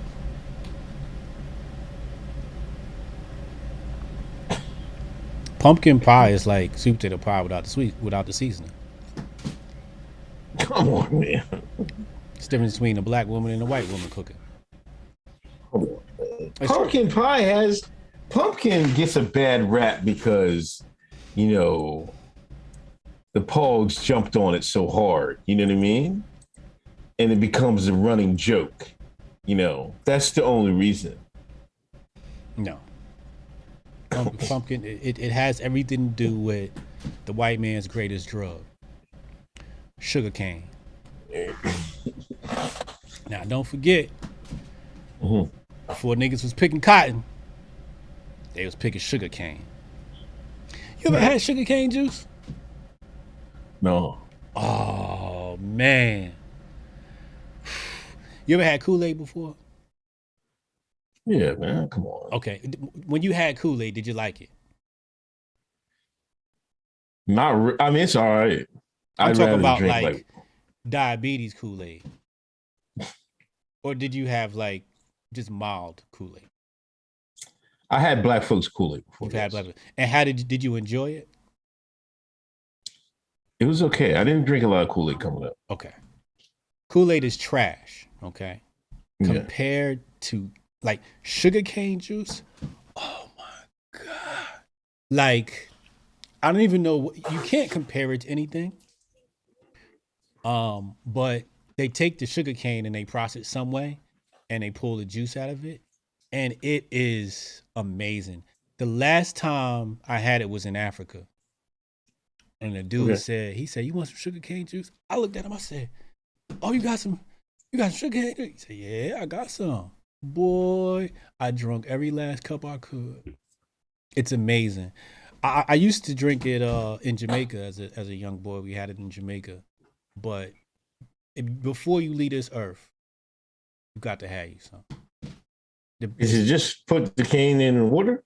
Yeah, I don't know how they process it, but it's pretty much 100% like sugar cane juice. Oh, okay. Oh, just the juice of the sugar cane. Okay. Yeah, they process the sugar cane somehow, some way. Don't ask me how it's done. It's very sweet. It's very sweet. But amazing, man, amazing. If audience, if you ever had sugar cane juice before, do not leave this earth. Somebody said I'm a real yardie for that, man. Sugar cane juice is the truth. You ever had honeysuckle? Yeah. The flower, right? Yeah. Yeah. That's another classic. Condolences to Nick Cannon. He lost a 5-year-old son, died of brain tumor earlier this week. Yeah, that's sad. Yeah.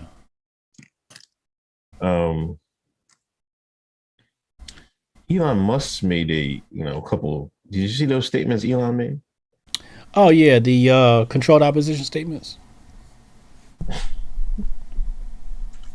I was thinking one day, and I think the elites are positioning these big wigs, these Bezos, these Musk, to be in position to be the next leader, right? When the people turn against the government. Now, I don't know if it's going to be them. Maybe they're just prepping these guys to be there, so people can get used to the idea. But I'm kind of, because kind of stuff he was talking about, man. He was like, "Why are you giving the money to these people? Like, they're going to waste their own time, and when you can just give it to me." Right. I think they're kind of. This is the beginning of the prep of, I don't know, the next stage of whatever government type thing that takes over after, we fall or whatever. That's exactly what it is. That's exactly what it is. Because what does Elon talk about? Talks about like uploading your consciousness to a system and then having, what's the technology, chat? Help me out. The technology where he wants to have you live forever. It's some shit straight out of Altered Carbon, right? You ever see Altered Carbon? Yeah, I think so. Everybody got the chip in the back of their neck. Yeah. And you download your consciousness into the chip, and then you could just put it in a new body if you want. Yeah. This is so he's positioned, like you said, positioning himself to be that voice, that trustworthy voice. Transhumanism, Neuralink. Thank you, Neuralink. Okay. He the one. Matter of fact, let me Google this so I could read out exactly what Neuralink is. Right, this some straight out of the. All right, Neuralink is a company developing implantable brain-machine interfaces, founded by Elon Musk and others. This the motherfucker you gonna trust with woke shit that wants to do? Wait, what does it say? Implantable brain-machine interfaces? No, that's called a microchip. Let's stop bullshitting. It's called a microchip. And he wants to implant a microchip into your brain, stupid. Elon. That's when I knew I couldn't trust the motherfucker. As soon as I heard about Neuralink, I said, yeah, I'm off him. I ain't fucking with him. So now, you gonna trust him with your wokeness, with your red pill information. Then he gonna pop up a few years later and say, hey guys, if you really want to be a revolutionary, get your Neuralink. What? And everybody gonna be signed up, getting a chip installed in the brain. Then they gonna be zapping your ass, and then they gonna be cloning your ass. And next thing you know, you on a plantation. You dead, but your clone is on a plantation somewhere making Tesla cars. I don't trust the motherfucker. How feasible do you think that how far do you think they've gotten with uploading your consciousness to, computers and stuff like that? I think it's a very doable thing, but you're not dealing with a human being at that point. You're dealing with a computer program. And right. I don't know how successful they'll be with an organic brain. They may go clone body artificial brain. Yeah. That's what they might do. They might just completely replace the human brain with an artificial brain. and you're gonna have automatons running around out here. I just seen somebody say Jeff Curtis is in the chat. Yeah, pay attention to what Jeff Curtis is saying. He know what's going on. But I think it's possible. I just don't think that at that point you're gonna be dealing with a human being. Human beings have souls. You can't create that. That's got to come from the outerverse. Okay. Anything without a soul is not gonna be a living human being. At that point, what you're gonna have is clones like Dolly the sheep. And that's what they're gonna do. They're gonna start making clones out of people and then putting a like a so-called consciousness, which is just a replication of brain patterns that you think is that person, but really it's a mimicking of that person. It's a terrible idea. It's more about how that person would think. Like if you ask the question, right, it would tell you how you would think 99% of the time, but it's not really that person. Correct. And they could do that now, right? Like, yeah. Like technically, they could clone us. If you have a podcast, they can clone you, right? All they need is a piece of your DNA. They'll clone your body. The AI can already steal our voice. By the time you run the machine learning through our tweets and Instagram posts and our podcasts, oh, they can create a new Uncle Hotep just like that. They create a new Hotep Jesus just like that, right? And it'll mimic us pretty damn good. It'll be probably 90% accurate. Yeah, I was thinking that, man. I was like, I got so much stuff on YouTube, and the chat was talking about how many videos I have. It's like a couple thousand. I've been doing this for years. Yeah. Like, once they get that machine running, they're going to have damn near me. Yeah. That's crazy. They're growing your body right now in the lab. That shit's sitting inside a water tank right now.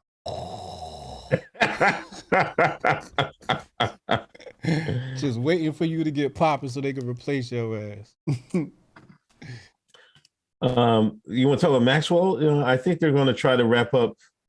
The prosecution is trying to wrap up this week. You know, there's still, they blocked the two Twitter. There's a Twitter account, the Maxwell tracker. They popped one of them. Yeah, you know what I mean? Yeah, they suspended it. Yeah, and they came back. Oh, they came back. Yeah, they came back a different. Yeah, they made a new account. Oh, made a new account. Okay. Yeah.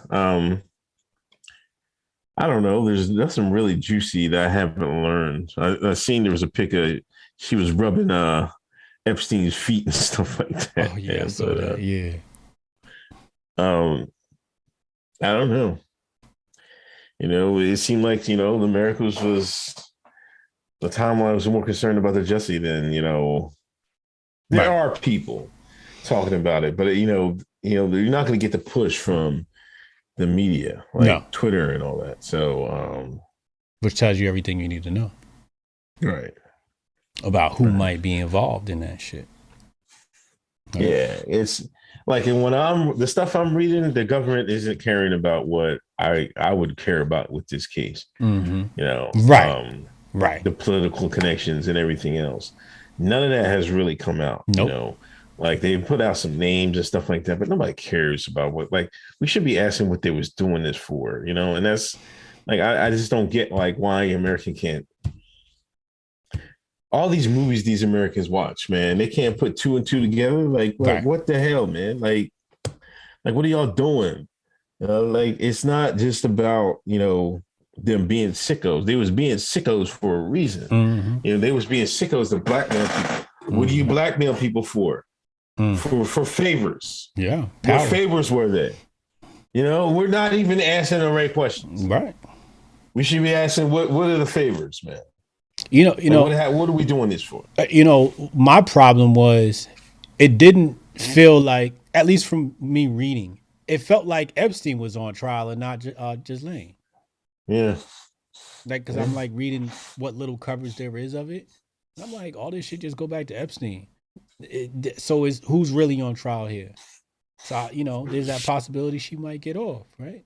Or get a slap on the wrist. Yeah. She might get out. She might come home. I think Maxwell coming home, yo. Because it's just because the prosecution is just doing a poor job on trying to nail her on something. I mean, they're talking about, oh, look at the pictures on the wall. Like, what? Like, they were talking about, footage that was leaked in 2017 or 2019 and, like, we all seen on YouTube 2 years ago. It's just like, nah, let's get to the, like you said, let's get to the real meat. Yeah. And, so yeah, I think she's gonna get a slap on the wrist.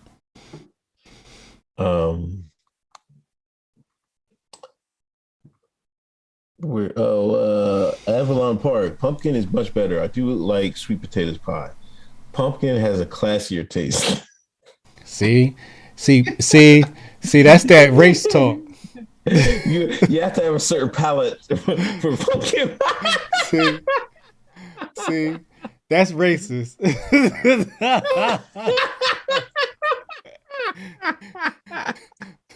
How's taste gonna be classy?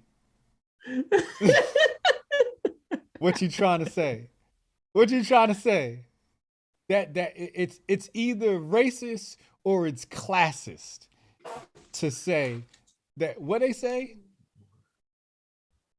Pumpkin has a classier taste. What the fuck is a classier taste? What does that even mean? It's not like we're comparing sushi to McDonald's here. Okay? We're comparing two concocted pies. A classier taste. Nah, motherfucker. You racist. You either racist or you classist. Pumpkin has I do think pumpkin has a smoother texture than sweet potato. Okay, I'll accept that because you're being very specific, right? That's objective. It's smoother. Okay, I can understand that. Classier?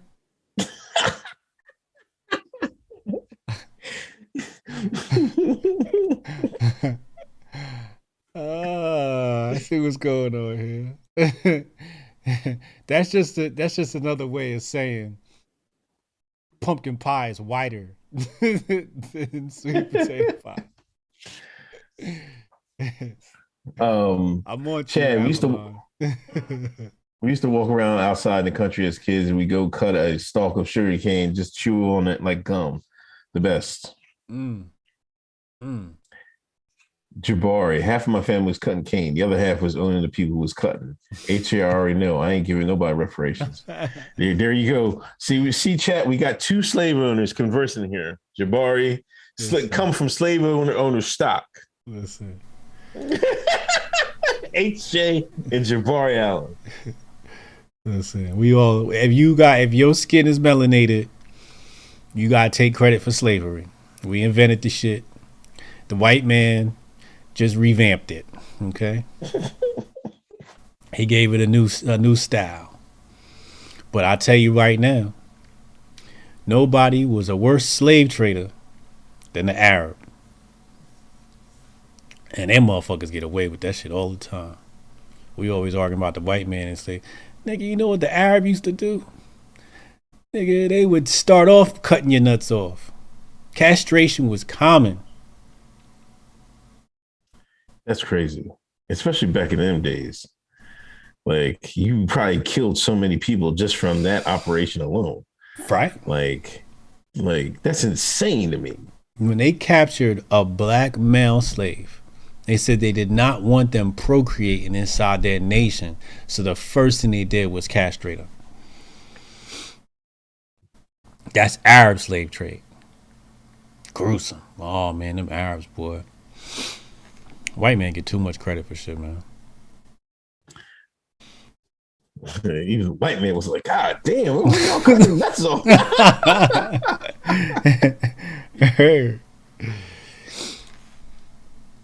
That's crazy. Mr. Watts, lose faith in government, pledge allegiance to the corporation. Yeah, I think that's what it's going to be.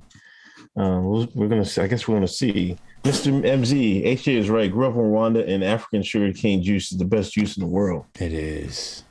It's the best, man. Dark Knight Dev, Run DMC Hollis, Christmas in Hollis. Oh yeah. Don Hathaway. This Christmas, when it comes to music, the white man is good. The shine is great. Okay. Yes. If it's music, the shine always gonna do that better. But it's still the white man's holiday. Slew, with microchips in all our brains, Uncle Hotep gonna steal our tweets without us even typing them. That's a good one. Jabari, they first did a dog clone in 1999. What do you think they have now? I already know what they got right now. Mr. Watts, they coincide Juicy with the design on purpose. True. Facts. Wizard X, have you seen Upload on Amazon Prime? It's like VR Afterlife. If I could see a VR Afterlife, but lawmakers need to enact laws in favor of consent. Mm-hmm. Chad, I'm hiring Maxwell's lawyer for Hotep Court appeal.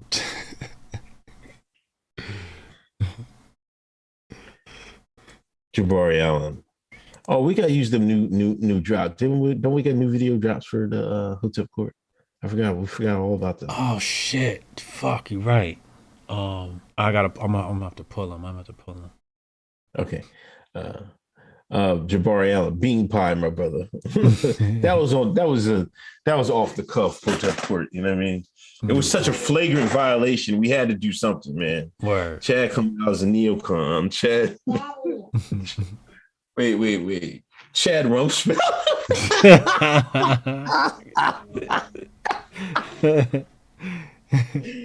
What? You're not getting something to drink. It's about time for you to go to bed. White Shine. Check the statue in front of you and the Beast of Revelation and the video of the Swiss tunnel opening where they had a homage to Bahamut. Leaders are crazy. Mm-hmm. Baphomet. I know what Baphomet is. We'll talk about that in another episode. Yeah, I think we got anything. You got anything else? Damn, that's everything. Yeah, did you reschedule that? Oh no, we missed Pastor one. Scott? We missed one. What we miss? Stovall. What is Stovall? I'll try to Google it. What is Stovall? Bruh. This is a huge story, at least within the right wing circle. So Stovall is the black Republican, right, out there. I want to say Arizona. Yeah, Arizona, and Project Veritas got his ass. Hold on, I really want to just play this. Here, let me get you a clip, and then you can press play. And you can watch it along with me. I'm gonna put it in the chat. I'll tell you when to press play, and I'm gonna play it. We're gonna play it for the people too. You gotta see this, and I want to see your reaction to this. This shit is funny. Oh. Let me know when you see it. Okay, go ahead. Wait, one. You're already when you're ready. All right. Fair use. All right, 3, 2, 1. Republican Party is disgusting to me. The stuff that they're doing, it should be criminal, and they should all be thrown in prison. They want to vote for me just so they can say that they elected the youngest black Republican in American history. Meet Alex Stovall, Arizona Republican candidate for U.S. Congress. An insider within his campaign brought us comments many of his voters and those in the Republican Party will find troubling. Yes. Yeah. The McCarthys, the Cawthorns, the whole audit bullcrap thing that they're doing, it's just another way for them to funnel money for the American people. You know how much money they've raised from this audit? Over $10 million. I try and tell people the audit is paramount. Once the audit is done and truth will come to light, we can make those corrections and make sure it never happens again. So what are your thoughts on the election then? Do you think that Trump won? No. Do I think there was fraud? Yes. Okay. But not enough to overturn the election. But I'm not going to broadcast that everywhere. We need guys that are going to, or girls, to implement policies and bills that are going to make America stronger. Continue what Trump started. Like, it doesn't matter what your policies are, they just Fair care use. about that. Yep.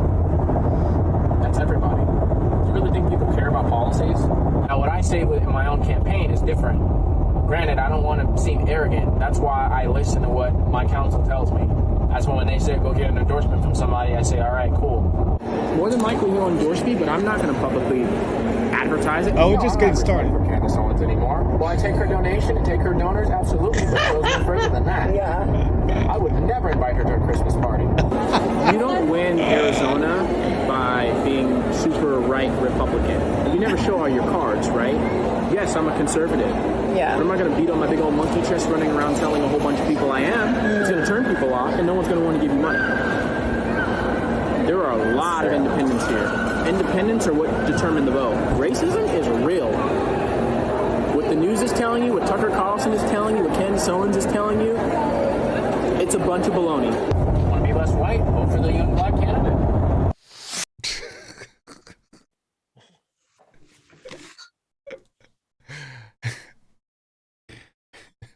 What the? First of all, they shouldn't have trusted him by his haircut. Like, I don't know what, the high and the little curly cues he had on top of his head. If his hair ain't peasy, I don't know what y'all doing, man. I don't know what that was. Mm-hmm. That should have been y'all first clue, like not to trust his shine. And he making this mistake, running his damn lips.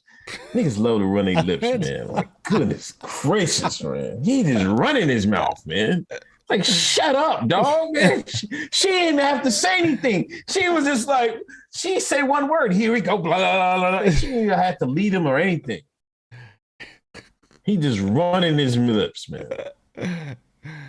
I want to know who he pissed off for them to go and send Project Veritas on his ass.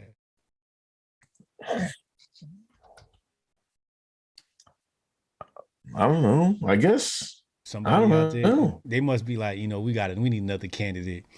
Send Project Veritas out there to get some dirt on this nigga.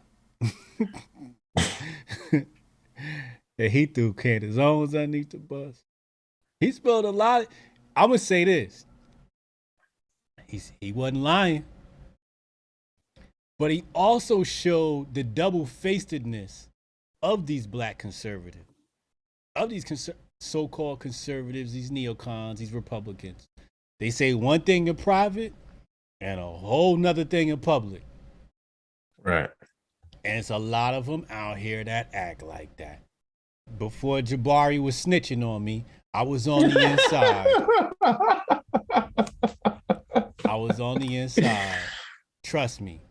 The shit that they saying on the public, a lot of times is not how they feel in private. They playing the game. Like he said, if they gonna get some donors, I'm down. I'll take her money, but I'd never invite Candace Owens to a Christmas party. This is what he said. But I'll take her endorsements. But there's no reason to say that though. No, like he's so not dumb. Right. See, he just made enemies. You couldn't even tell, like you just said, who we pissed off. It could have been a number of people. Could have been Trump. It could have been the old hierarchy in Arizona. Mm-hmm. It could have been Candace Owens. Mm-hmm. She could have been like, "Oh, really? Oh, really? I gotta take care of you. She got power. She got connections there. Mm-hmm. Got main connections, boy. So what happened? They sick the dogs on him. Right? He gonna say, yeah, vote for the black guy. You could be less white. He not lying. He just running his mouth too much. Because first of all, you're not running your mouth to somebody trusted, because this is Project Veritas leaking your information. So you're talking to a stranger. Right. You know what I mean? Which means you're venting, which means you ain't got nobody close to you. You feeling real lonely in there, black man. I know what you're going through. I was once that black man on the inside. But yeah, I saw that. People was talking about Stovall, like, what? And then somebody dropped the video. I wasn't even gonna look into it. And I saw that video. I said, nah, we gotta play this on the show tonight. That's wild. He done though. He done out here. I don't think he gonna have. I think his career as a black conservative is done. He might as well just start screaming Black Lives Matter now. Oh, I guess. Yeah, he's finished. Yeah. He's finished. Jabari, the black slave revolt was 942 AD in Baghdad, Iraq. See? Jabari knows shit. Now he come with the good facts. These are the good facts I like, Jabari. You want code now, my nigga. See, sometimes you gotta put nigga in timeout.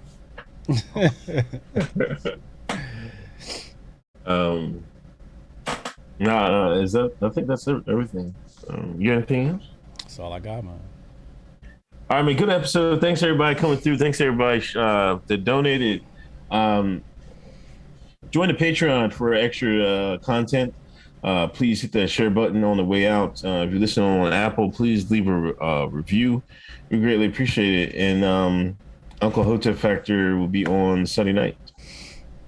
Patreon.com/Hoteps Been Told You for our Monday night show. It's getting better and better. I think we just did episode 10. So, yeah, go support. All right, man, I'm out of here. All right, man, peace.